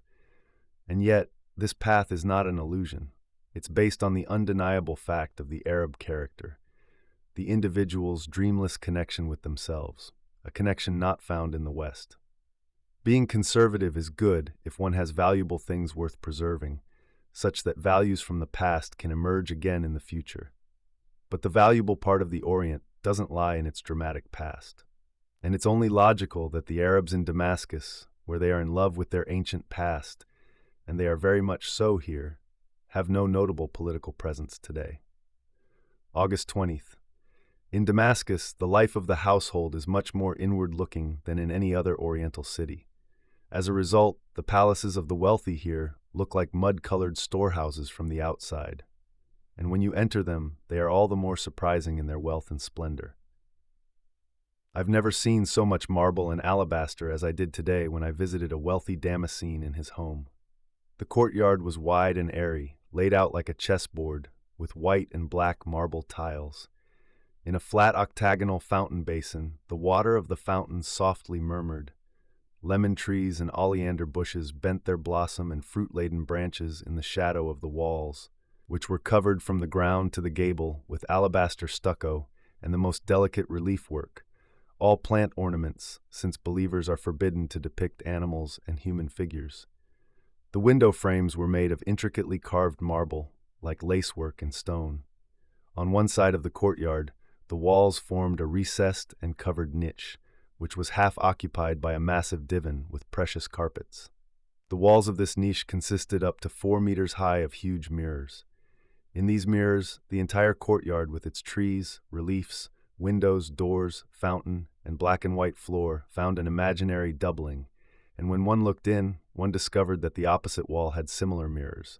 The courtyard was reflected back and forth twice, 4 times, 100 times, like a hall-like passage of marble, alabaster, mirrors, and greenery of unimaginable length under a summer sky of the clearest blue. What exactly is this Damascus? Has it been lost to the farthest edges of the world? A city like the land of the Phaeacians. August 23. I am struggling in Damascus. Maybe this city was too hard to reach for it to mean anything to me now. Who knows? It torments me. I have to feel it 100 times every day, that it is not the hidden paradise that one believed one had to strive towards to truly understand the heart of Arab life. It doesn't roar. It's not a rush of waves. It's like an endless, indifferent, yet cheerful day. The voices and promises sleep deeply here. Am I being fair? Am I perhaps experiencing something in this city that we experience on many days in our lives, that the truly alive, the truest truth is recognized? And yet, due to inner relaxation and insincerity, it doesn't become a daily reality? August 24th, Friday. There's a vibration in Damascus, like a small, joyful whirlwind of restlessness and festivity. Our Sundays in Europe, the quiet streets and closed shops, memories of all the dull days in all the cities, a feeling of emptiness. Why? Here, one understands. Because in our world, everyday life is felt by most as an oppressive burden, from which only Sunday can free us and make us forget for a little while. It's hardly a day of rest anymore. It's an escape into the unreal, behind which the everyday weights twice as heavily. In the Arab world, existence is not a burden. It's not that these people have it easy or that things fall into their lap like ripe fruit. It's simply because their work, even the hardest, aligns completely with their personal instincts, builds on them, and is driven solely by them. Why did it happen this way? I think one should ask why it's different for us. The Arabs aren't primitive either. They've left paradise far behind, but their lives flow with a natural simplicity from their own being. Friday isn't an opportunity for escape, but rather an enhancement of life. Islam doesn't prescribe mandatory rest for this day. Craftspeople in the bazaars work for a few hours, then close their stalls for a bit, and go off to the mosque or to a cafe with friends, then return to work some more in a relaxed and cheerful way, as each one feels like it. A holiday isn't mandatory rest, but allowing oneself to be and to let be. Few shops are closed, and the streets are as busy as any other day, and maybe even a bit more. The men, only them, since the women, as always, go about in their consistent veil black, are wearing their finest clothes today. That famous Damascene silk and white Chinese raw silk and Indian brocades and striped, crispy fabrics from Persia. Long coats made from fine cloth in all colors. The cloths around the tarbush are white and interwoven with gold. The clergy and scholars wear white turbans, and the descendants of the Prophet wear green. Then there are the Bedouins, desert Bedouins, with their magnificent bright eyes, small black beards on their brown, lean faces, heads covered with red, white, and black-white checkered keffiyehs, long strides beneath flowing coats. When they walk in pairs, they hold hands like children. Sometimes they ride horses, and they look proud and untouchable, the true sons of Ishmael, the pure, unmixed ones. At noon, before the Friday sermon, a caller goes through the streets and emphatically urges the believers to come to the mosque. The muezzins sing from the minarets, from the countless minarets in Damascus, their voices echoing against each other like sentinels calling out, 5 times a day, after sunset when night begins, when day breaks, at noon, and before sunset. August 26. I saw the woman in one of those dimly lit vaulted bazaars. She was of medium height, like all women here dressed in black, only her shoes were white, though not very clean. She caught my attention because, against all custom, she wore her veil pulled back and showed her beautiful pale face openly. It was a remarkable face, young yet already somewhat withered and strained, with large, black, sadly confident eyes. Around her neck, she wore a necklace of brass rings and colorful stones, and in her loosely raised hand, she held a cigarette that she occasionally brought to her narrow, half-open lips. She was reserved and self-contained, like a dark world unto herself. I watched her as she slowly and quietly walked through the throng of men, with a light, swaying gait that revealed both freedom and sorrow. Often she approached one of the vendor booths, spoke a few words, and was almost always given a thin flatbread, which she placed in her black shawl. I noticed that she had already collected many such old breads. Was she a courtesan? Probably, judging by her face and the proud, endlessly calm way she walked. Maybe she wasn't, because she was begging. Then I kept seeing her disappear further and further into the crowd. She vanished and became visible again. She was like a mystery, always moving with the same gentle, swaying step, a cigarette loosely held in her right hand. August 28th. Arabic music. On the stage, 4 men. One had a guitar, another a tambourine, the third an instrument similar to a zither, and the fourth had something like a brass bottle, widening significantly at the bottom, with a drum skin as its base. They started playing, almost to themselves, the one with the guitar strumming absent-mindedly on the strings, quiet, creaking tones in quick succession. And before you noticed, the others joined in. A melody emerged. Amidst the chirping tones, something like the rhythmic rise and fall of a metallic object, slower and faster, quieter and louder. With understated persistence, this continuous occurrence, a melody? I couldn't say. I listened closely, wanting to fully and consciously engage with the event of Arab music, with this acoustic phenomenon that trembled in eternal, unchanging tension, grew, spread, and went to one's head. But when it suddenly broke off in the middle of the vibration, too early, it seemed to me, I knew. I was caught. The tension had wrapped around me imperceptibly and tightly. I was swept up in these sounds, whose monotony was merely consistent, aiming at a very specific, innate state of soul from one's personal origin and gradually revealing it in the listener, only revealing something that had existed before, real to the point of heartbeat. After a moment of silence, the tambourine sounds sharply again, and the other instruments follow. A softer swaying, a more feminine rhythm than before. The individual voices blend more into each other, more spellbound, more excited. They caress each other, float around each other in soft wave lines that sometimes still break against the tambourine sounds like hard obstacles, but then gain power, rising man-high. The wave line drives more forcefully, faster, higher, more piercing, into a cold furioso of conscious passion, from circling to a rotating of sounds, like whirring wheels without measure or rest. Brutal, breaking off, brutal, honest, pure, and like the rustling of leaves, the half-voiced murmuring of Ya Allah goes through the audience. It's an effect so completely different from what European instrumental music aims for and assumes. It's drawn from such entirely different sources that the strangeness between the European and the Arab Oriental worlds becomes fully apparent. Here, the deepest strangeness between these types of humanity appears methodical. Not strangeness from different sources of life, but whether life's sources are elevated to felt necessities indirectly or directly makes the difference. In European music, the whole range of emotional connections is called upon and explored, where in every emotional state all other potential ones are reflected. In contrast, this Arab music flows from a single state of awareness, a single tension that is wide and purely tension, capable of taking on private forms with each listener, running with uniform intensity, without rising or falling, without pausing for breath, like the daring step of a tightrope walker on a ghostly narrow path from the start to the end of a present life journey. The listeners? They were like children playing their long-understood and ever-enticing games, smiling blissfully always. Some Bedouins appeared, nearly sunburnt from the desert, probably a sheikh with his entourage.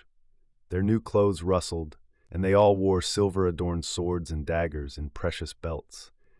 They were casual yet measured at the same time, behaving no worse than Aryan aristocrats.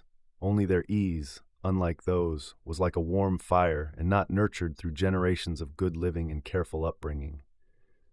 There was a good vibe around them, a dry and clear atmosphere, the same air that I once truly felt at the edge of the desert, all-encompassing and unobtrusive in its purity.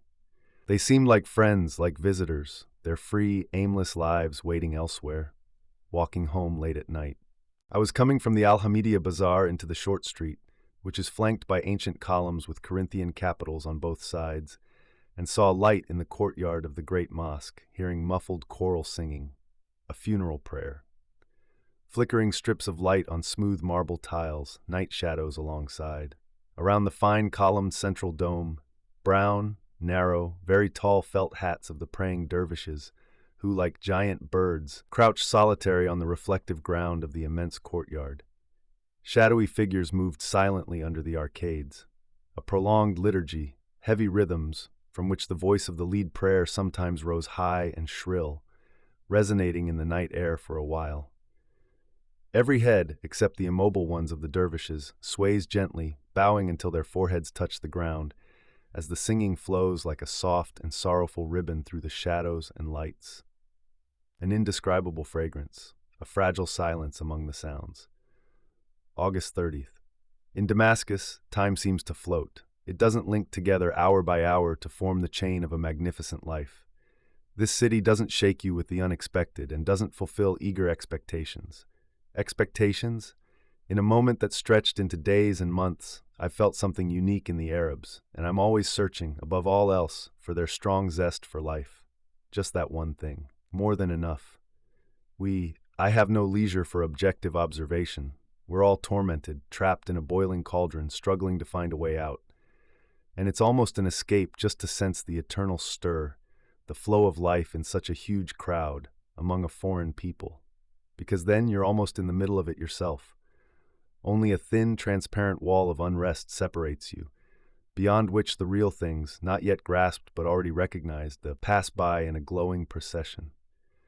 But Damascus remains silent in its loudness. The people of this city have loved their ancient splendor too much, become infatuated with it, and forgotten to leap out of their well-trodden paths when the time came. They are self-sufficient. They are vain, not about themselves, which wouldn't be a misfortune, but about something that others have elevated, their old culture. The people of Damascus are fanatically devoted to this culture. They still see it blooming and flourishing, and have overlooked its decay. In this dream of themselves, which doesn't hinder small busyness or smiling enjoyment of the day, they sleep through their time, sleep through the voices that have long been calling elsewhere. Europe enters, profiting and bringing profit, and Damascus dreams of past greatness, of minarets made from blue faience tiles, of fountains in wide courtyards where yellowed Quranic pages offer ever-new wisdom, of 10,000 camels laden with goods on old caravan routes from Baghdad, from Persia, from India. Like a breeze, it blows away, and Damascus remains silent. I will leave. Beirut, August 31. More hours in the car. Before the Lebanon comes the anti-Lebanon. One leaves the midday warm Damascus into the avenues of white poplars, past the many waters, past the many police stations where the papers are viewed with suspicion, between green golden hedges that weave like a roof over the road, then into the open mountains. The wind strikes violently, like heavy cloths against the face. One must turn one's head to the side to catch a breath. On the way, sometimes you see tall, narrow mountain carts with flat covers, each pulled by 4 mules in a line. Then the road dips into the long plain of Coila Syria, as the Romans called it, vast and fading into the distance both to the south and north, with the blue range of the Lebanon mountains visible far ahead.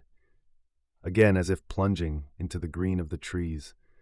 Sunlit in the afternoon, tree trunks flash past your eyes, and in the distance, small black spots are revealed as Bedouin tents. Sometimes you can make out a bit of life there, a tethered horse, a woman fetching water in a tall pitcher, or children by campfires. Then it's gone. The Lebanon mountains loom huge, rocky and soft next to each other, and to the left, what rises as the highest point with patches of white snow disappears into a strange mirage as if broken off, the broken edges dissolving like smoke.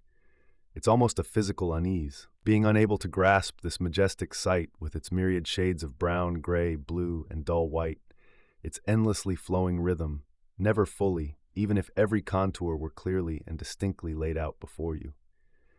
If you look at it very briefly, very fleetingly, maybe just in passing, then you have the best chance of capturing it all. But our attentive observing, accustomed to connecting concept to concept, separating one thing from another, even if only with our eyes, brings only failure. Yet, as we are spiritual beings, the frenzy of failing, since from these limitations, these agonizing confusions, the clear spark of understanding our existence flashes forth, which is an abyss, and the longing, not to cast our powers onto things in rigid bonds amidst familiar contexts, but differently, floating, emerging from the connections of that absurd and absolute foreknowledge, which we recognize in our best moments. September 1st, Beirut. City by the sea, an orderly port with buzzing activity, Levant without facade. No legend can nest here, its reach barely extends beyond the eastern half of the Mediterranean. There's no dream of a wider world, like in the great ports of Europe, yet it's not missed. Here, it's simply about what is traded, and the grand phrases, culture, progress, development, are so transparent in such an atmosphere that they don't disrupt, because they don't take themselves seriously. It's like when someone walking by catches a word from an indefinite somewhere, and since their brain is focused on the movement of their legs at the moment, they toss it to a passerby. But the passerby is in a similar state and doesn't have a place to store the vague word either. Yet both are left with a pleasant tingle in their ears and the uncontrollable awareness of being the bearer of such beautiful vagueness. While it may be a prejudice to dismiss Levantanism with contempt when it takes on such pure forms as it does here, it represents a direct touch with life amidst a close environment, a direct thirst for life. Against this backdrop is the Independence Festival today, on the anniversary of Lebanon's liberation from Turkish rule, and somewhat as a pro-French demonstration against the rest of Muslim Syria. Many blue, white, and red flags, triumphal arches, military bands, speeches from the French High Commissioner, General Weygand, the dignitaries in black frock coats and soaked collars in the blistering, humid summer heat. This is where I begin to doubt for the first time. Are even these Christian Lebanese Arabs really grateful to the West for their liberation? This oft-proclaimed gratitude sounds rather hollow, and in reality, for what? Since these people, thanks to their sturdy constitution, would make their way through the thickest Muslim walls, fully intact and well-fed, have made their way through, and they know it very well themselves, that is all that matters. Junia, September 3. A small town by the bay of the same name, near Beirut, a town with not much traffic, but blessed with great peace, a resting place without today or tomorrow, without time. It's as if one must reflect on every serious thought and recognize all reality from the stillness. At night, I swam in the sea. I undressed in the pitch dark on the damp beach, went into the dark, loud surf, let myself be washed over by the waves, the saltiness of which noticeably irritated my skin. I had to, not to have disrobed unnecessarily, force myself to stay in the water for a while. An inexplicable dread, as if some unknown danger might approach, rose within me, grew, spread, until I couldn't handle the tension any longer and dashed out of the water to my clothes, which I finally found with groping hands. These are Pan's terrors, and we hover over an abyss. Alexandria, September 6. The moon on this night at sea was a huge red disk. The dawn was a gray awakening. Into the last remnants of sleep fell the bustling sounds of deck cleaning and splashing water already buzzing with the day's energy. Then once again the coast of Egypt. A flat horizon, bright white lines of buildings, slightly broken here and there, a lighthouse here and a minaret there. On a stretch of jutting pier, the ruins of an old fortress. And once again Egypt, a flowing life that runs effortlessly into the sun. Cairo, September 7th. When I was in Egypt for the first time 3/4 of a year ago, the country was in the throes of a major emotional wave. Kemal Pasha's entry into Constantinople, the awakening of the new Turkey. The Egyptians celebrated the victory of the shared cause in Turkey. But ultimately, they really saw only parallels to their own possibilities. Everywhere, everyone was talking about Kemal Pasha, selling his images and primitive depictions of his entry into Istanbul. At every street corner, in every train and tram, in every shoemaker's shop, in every boutique, the brightly colored pictures hung next to portraits of Zaghloul Pasha. It was like a loud, echoing cry. People passionately admired the Turks, who were once quite unpopular, but at the heart of the sensitive Arab souls, they were actually praying to their own strength, summoning it, feeling both unsure and confident at the same time. In the image of the Turks, they enjoyed the possibility of their own freedom and suffered because it was only a possibility, not yet a reality. Today, it's a bit different. The immediate excitement has passed, months of intense effort have gone by, victories, even if only partial ones, have been achieved, and the time is moving toward new hopes. The Egyptians have received their constitution. Zaghloul Pasha is allowed to return. Soon, elections for the first Egyptian parliament will take place. Even though Britain's political withdrawal was somewhat concealed, it is nonetheless clear its position in Egypt has been severely shaken. After 9 years of warlike conditions, through a series of political assassinations without culprits, and after harsh reprisals, exiles, imprisonments, the British prestige here crumbled against the persistent, awakened will of the Arab people. The Egyptians saw the removal of the special prerogative that Britain had held in this country since 1882 as the primary task of their personal national development. They said, "Britain has significant economic interests in Egypt. Fine. These interests should be preserved as long as they are justified. The obligations between states that are established by international law and treaties must be adopted and fulfilled, but not in a way that treats a state as a sort of colonial territory of the British motherland." England, which had used the rising wave of nationalism in Egypt, as well as in other Arab countries, against the Ottoman state at the start of the Great War, could not remain indifferent to the situation when, after the war ended, the Egyptian movement showed a clear shift against England. After all, Egypt, marked in gentle British pink on English school atlases, is not just a rich economic area with promising future possibilities. Egypt means dominance in the Eastern Mediterranean. It means control over the Suez Canal, which is indirectly linked to the survival of the Indian Empire. And finally, though not least in importance, the issue of Egypt is also connected to the Sudan, the missing link between the north and south of the African continent. Everything pointed to a tough subterranean power struggle taking place. Both parties had established their approach from the start. One side, England, was very willing to offer various compromises, as long as those compromises did not undermine the intricate and widespread structure of British influence. On the other hand, the Egyptian nationalists consciously and fundamentally rejected any idea of compromise, even at the risk of losing any practical opportunities. However, they gained significant credibility in their own political existence, along with determination and broad action capabilities. They did not take part in the gradual and friendly handover of Egyptian state life by England, and they had only the word traitor for the moderate Adli Pasha and his constitutional liberals. They were united. They were like one body, and this was Zaghlul's achievement. The many threads of secret and open influence that stretched from the residence of the British High Commissioner to the Egyptian constitutionally liberal ministries had gradually thickened into a sturdy rope, and one of the partners had to jump over it. And they both did.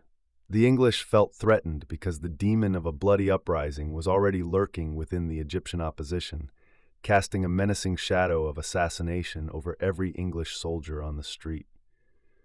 Meanwhile, the Egyptian governments were criticized because they weren't truly representative of the people. Even the best of them were accused of making weak compromises repeatedly, leading people to call for the leader of the nation, Zaghloul Pasha. The lifting of the state of emergency, the return of exiles, the announcement of a constitution, and the upcoming elections for a legislative national assembly, these were all part of an inevitable development. It wasn't so much an English defeat as a victory for the idea of Eastern freedom. When will we finally let go of the narrow-minded idea that every victory must come from another's defeat? As if the world were a balancing scale and always had to conserve its strength. Victory is something positive, not just the opposite of defeat. And even if today, despite everything, English dominance seemingly retains much of its external form and, apparently, continues unabated in reality, what does it matter?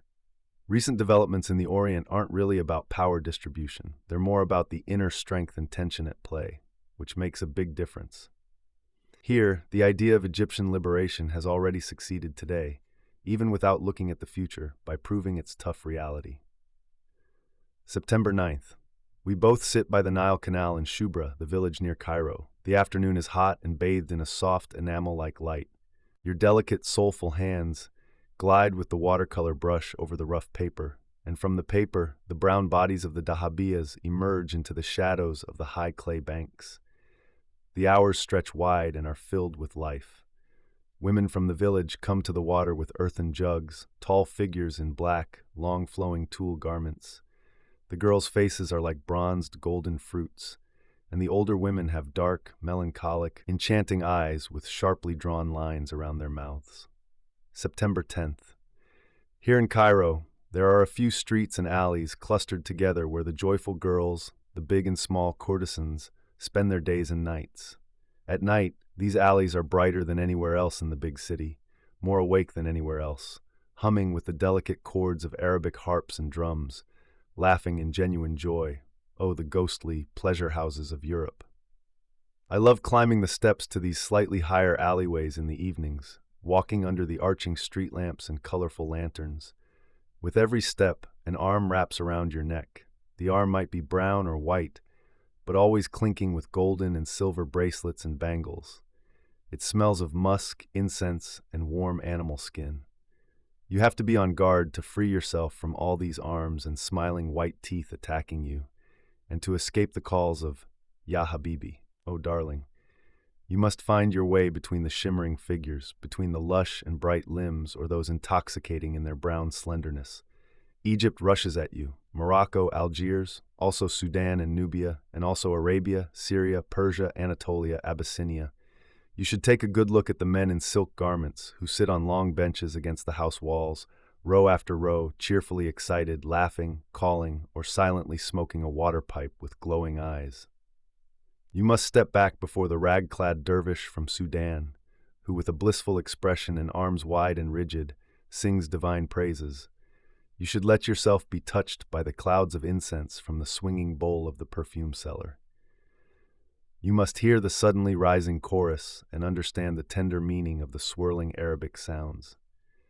And time and again, you have to see the fanfares of colorful lights and hear the joy that echoes like delicate metal strings. The joy of the animal-like sensual, animal-like corrupted, animal-like chaste girls in their light blue, yellow, red, green, white, gold glittering dresses made of silk, tulle, voile, or damask, and hear their little laughter that runs down the street like cat steps, fading away, rising again in another mouth, to know there are images and visions that can be completely satisfying. But on those days, the streets are quiet and empty. In the shadow of a bay window, a woman's body stretches lazily on a bench. At small tables by the gates, the girls from yesterday sit here and there, drinking coffee with serious bearded men, and talk earnestly about things far beyond intoxication and high spirits. But the men seem to respect the courtesans and take them seriously. September 12th. A feeling that I had in an unclear form before now grows clear. Among the Arabs, there is no public opinion.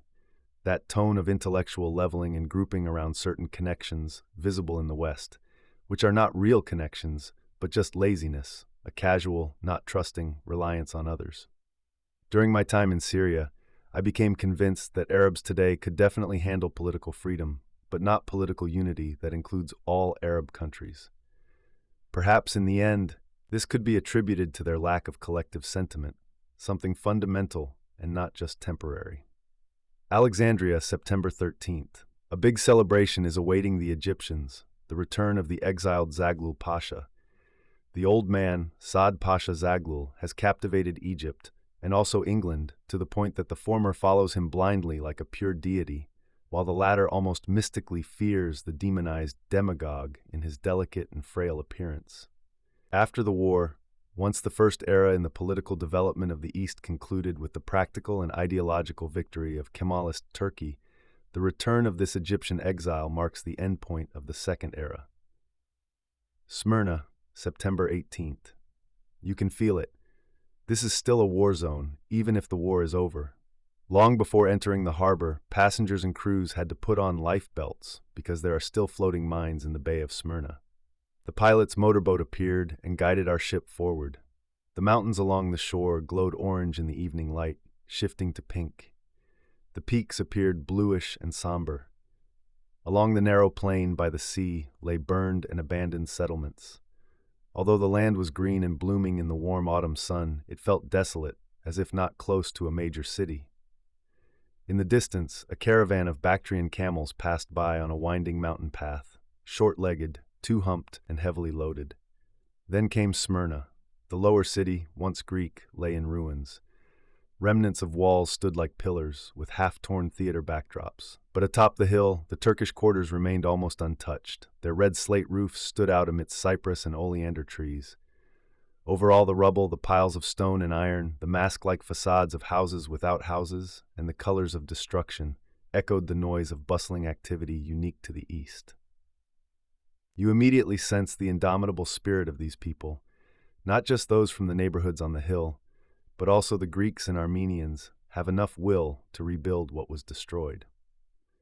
There are few of them now, as most were expelled, yet those who remain adapt to the new circumstances and work tirelessly.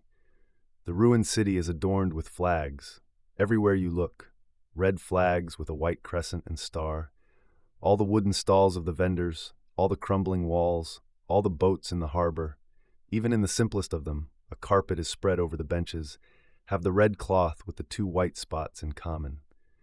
Today is Mulud, the prophet's birthday. In the Dardanelles, September 20th, the ship turns around a jutting cape. On the slope of the hill lie some houses and the ruins of an old fortress with towers and crenellated walls, Baba Kalesi, and this name, wild and mysterious like all Turkish ones, brings the proximity of the Dardanelles to mind. You stand by the ship's rail, waiting with eager senses for the dramatic landscape and shadows of a bygone era.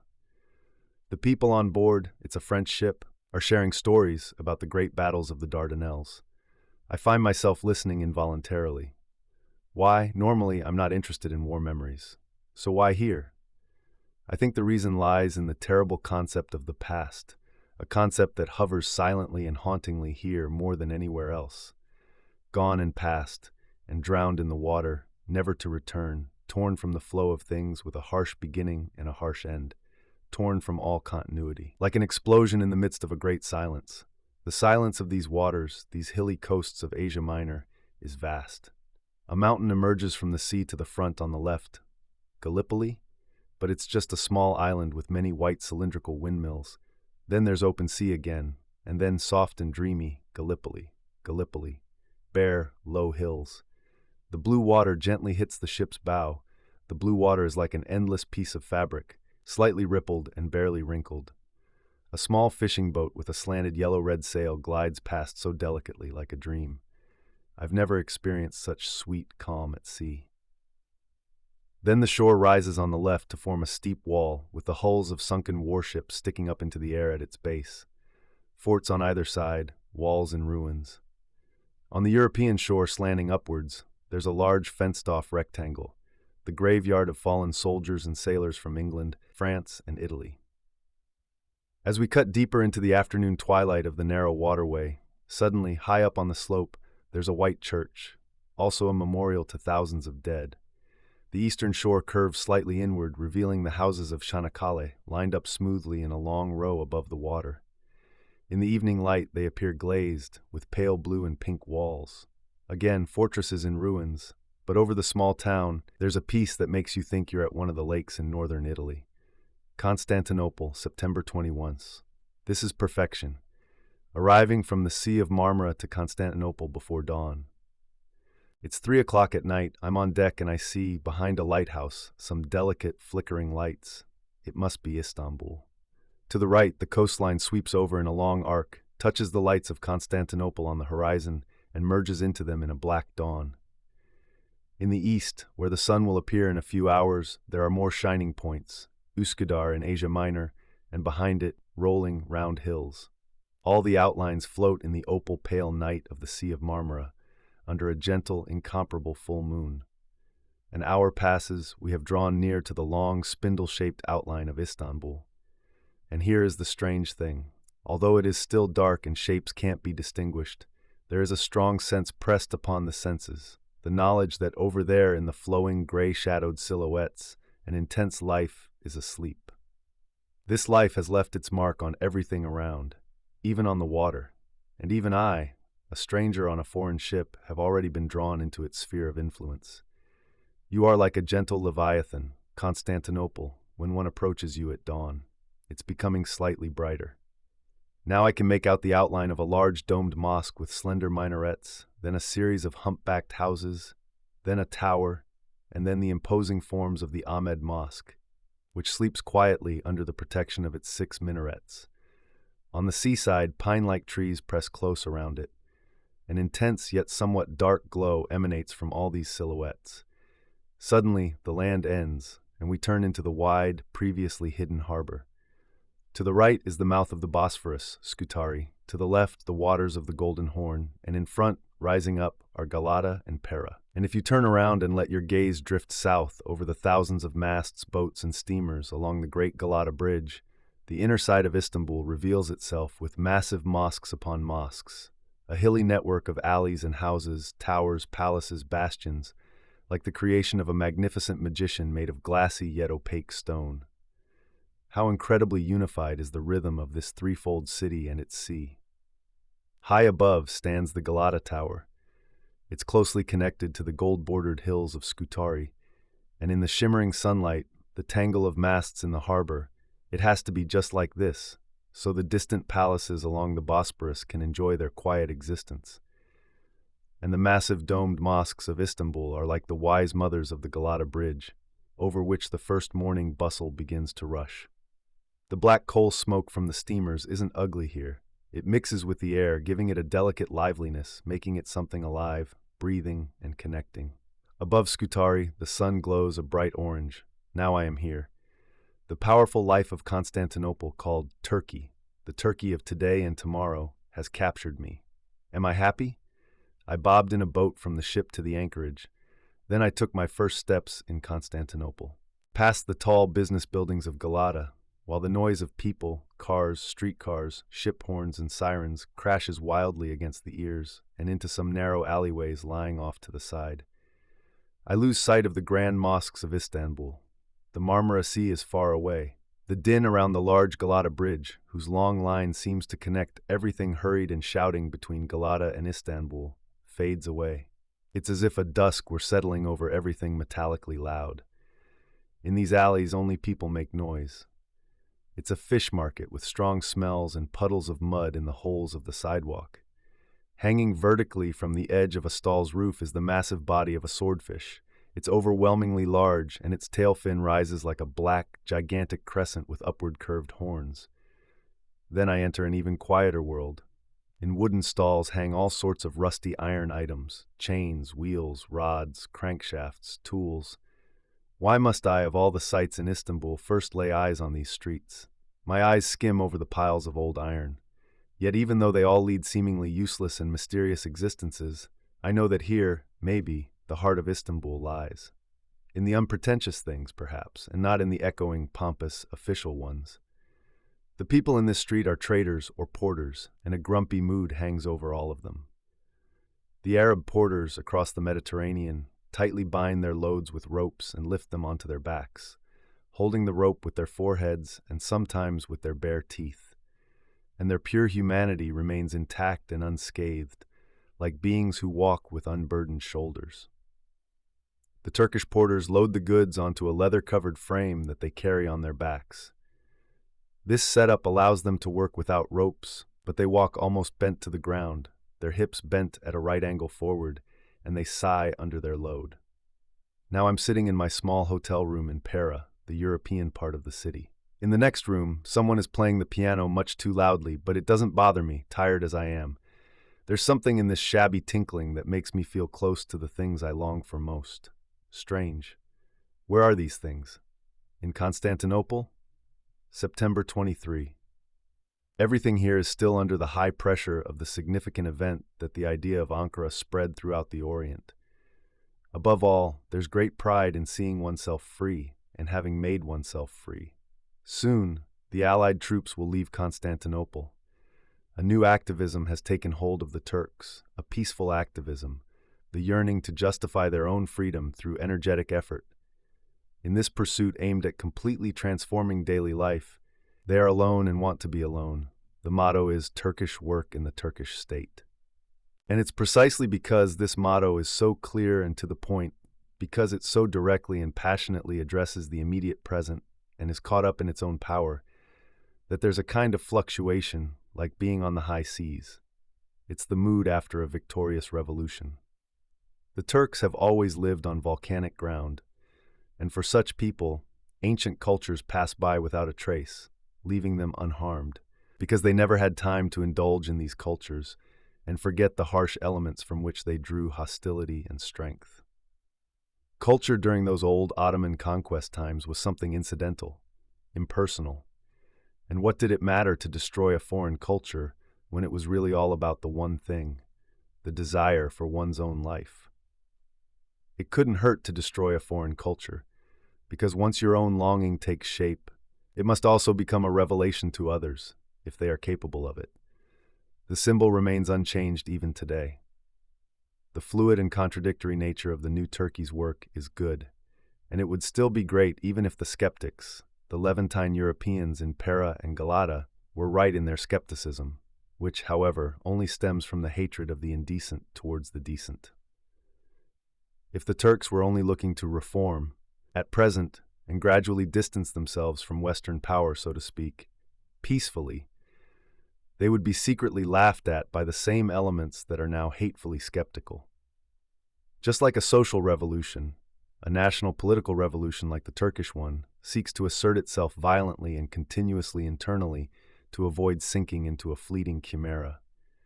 Again, what does it matter if 100 things are done poorly when it's only about one great thing? But in reality, these 100 practical tasks taken out of European hands aren't handled so poorly in Turkish hands after all. September 25th. Constantinople is neither Europe nor the Orient. I know now that I don't love this city, never will, and I can't shake the feeling that the great energies at work in Turkey today are only dealing with second-rate material here, despite everything, despite the revolution. September 28th. From one of the many winding, hilly alleys of Istanbul, I emerge into a bright square and hear the beating and fluttering of countless wings in the air. I see flocks of gray and white pigeons fluttering fearlessly around my head, descending to the ground, and then taking off again with a rush, caught up in an endless fair-like hustle, a restless, vast flock. The large dome structure before me is the Pigeon Mosque of Sultan Bayezid. Like most mosques in Constantinople, it has a powerful central dome, closely surrounded by many smaller domes, and between them, even smaller domes, densely packed all the way down to the square base wall. At each corner stands a very narrow, tall minaret, grooved like a column, with two galleries and a pointed rooftop. The whole structure is grand and magnificent, impersonal, panorama art. But today, I love the cool gray autumn air, and so I also love the Bayezid Mosque. Leaning against a side wall of the large stone building is a Turkish cafe, a wooden shack with a few chairs in front.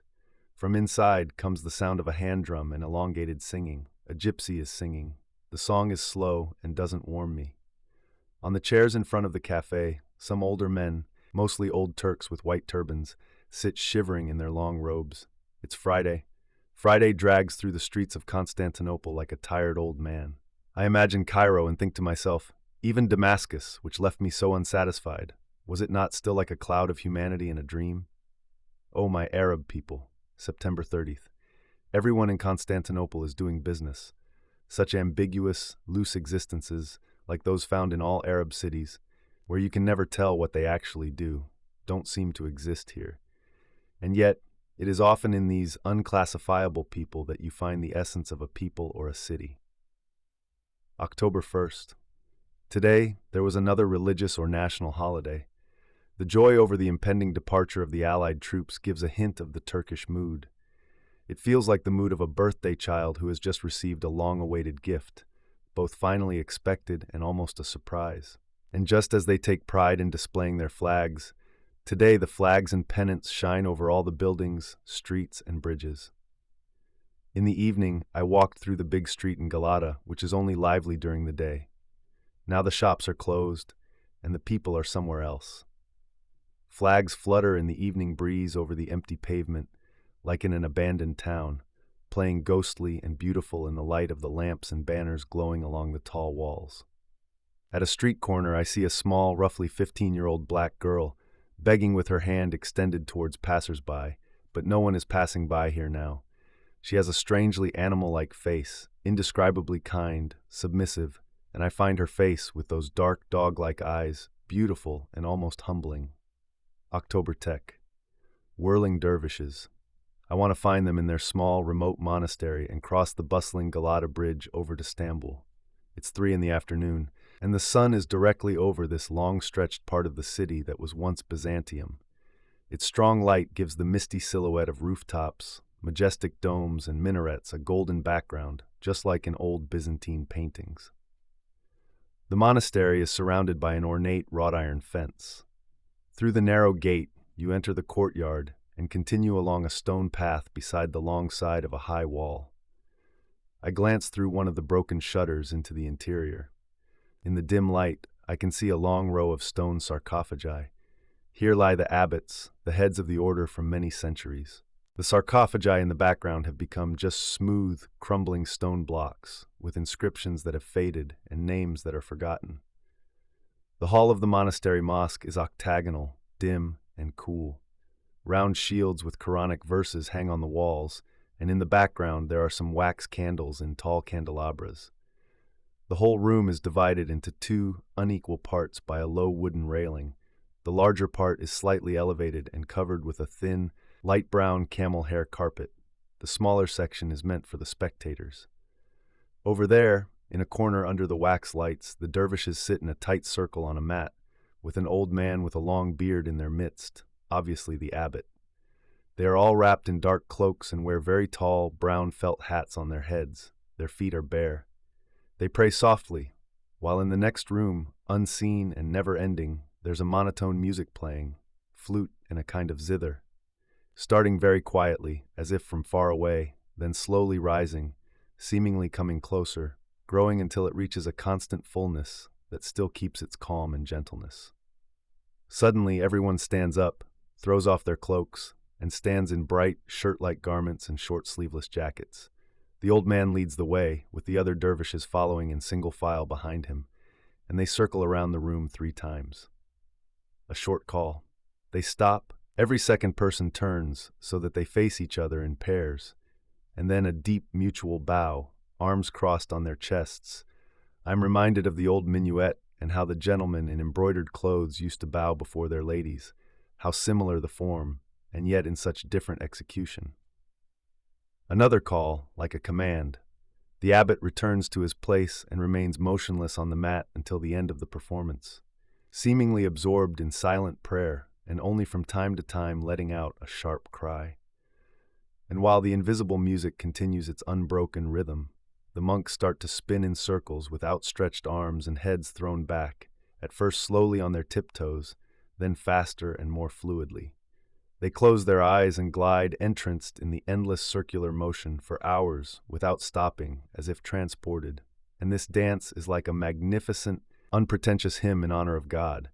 It captivates the viewer, makes them dizzy, a mysterious ritual of renunciation and self-denial, yet visibly in a frenzy of ecstasy that forgets the world and already grasps all the joys of paradise with open hands in advance. I head home and think of the prophet's words, "The worship of bodily actions leads to the worship of the soul." Since I've been in Constantinople, it's the first joyful thing. October 3, it's evening. I'm standing at the Great Galata Bridge and looking at the hustle and bustle of the harbor, seeing the barges and boats and hearing the countless calls. In front of me lie the waters of the Golden Horn. To the right, Galata and Pera rise up the hill, and to the left, in a blue twilight, Stambul. There is no warmth coming from this city. People here are just instruments of a hurried struggle for existence, just like in the cities of Europe. Are they to blame? Or maybe this city is already too old, too worn out, too exhausted to give birth to new life. October 4. This is completion. These words, felt and thought 2 weeks ago, referred to the dawn journey from the Sea of Marmara into the Golden Horn. But back then it seemed to be more. It felt like the fulfillment of the journey was approaching me near this city, Constantinople, the clash of the New East with the West. What was still like a gentle tremor over there, in the Arab lands, like an intense emotional surge that suddenly and overwhelmingly hits the physical throat of a great world spirit, here it must already take shape. Is it so? I don't know. I don't see the shape. I see a people whose joy is too rigid to let souls grow. I see a people whose life draws from what is still dark and unfermented, a people distant from the immediacy of free existence, a people that is narrow-minded and argumentative, not as it is, but as it could be. There is much future here, but present, October 6th. I am leaving. I am stepping away from the Orient, as if from a duty fulfilled for the moment. Duty? Recognizing, understanding, knowing, seeing oneself in certain moments before the face of events, touching them with the nerve skin, tracking down the in-between things between the things. The morning is foggy like in late autumn. When I crossed the Galata Bridge, it was 7 o'clock. To reach Stambul once more, half of the great bridge vanished in the fog. I couldn't see anything of Istanbul. Black smudges in a milky haze. A few coal barges moved alongside each other on the Golden Horn. I walked fairly quickly, and as I got closer, the domes and spires of Istanbul began to emerge, growing in outline and form, becoming larger and clearer. And when I had crossed half of the bridge and turned around, Galata had vanished in the fog, along with the start of the bridge and the other shore of the Golden Horn. Valletta, Malta, October 10th. Over the wide curve of the harbor, behind forts and bastions, Valletta, the tall-built city. In the afternoon sun, the houses shimmer in all delicate shades, pink, bluish, light yellow, gray-white. As they rise steeply and tightly together up the hill, forming a compact yet airy community, they remind me of another city in another world, as salt. But what there comes from the dry, uniform rhythm of Arab life is here much more varied and vibrant. The clarity is over there in Transjordan, while Valletta is already Europe. I visited a ship docked in the harbor next to ours, which is set to sail on to Syria tomorrow. In the lower deck, I met some Arabs returning from Brazil to their homeland. They were still a bit dazed from South America and didn't seem to have fully adjusted yet. The foreign life had affected them. Their Arabic was mixed with Portuguese expressions, and they always said Kyrie eleison or Santa Maria, even though they were genuine Muslims. However, when I revealed myself to them in Arabic, they all responded in unison with Ahlan wa sahlan. And this foreign yet intimate phrase touched me almost like home, and it touched the others too because they were allowed to say it. I saw that they had actually found their footing, or rather, they didn't need to because they were like bobbing toys, bouncing back from any situation, moving back and forth a few times, and then standing free and balanced at their core.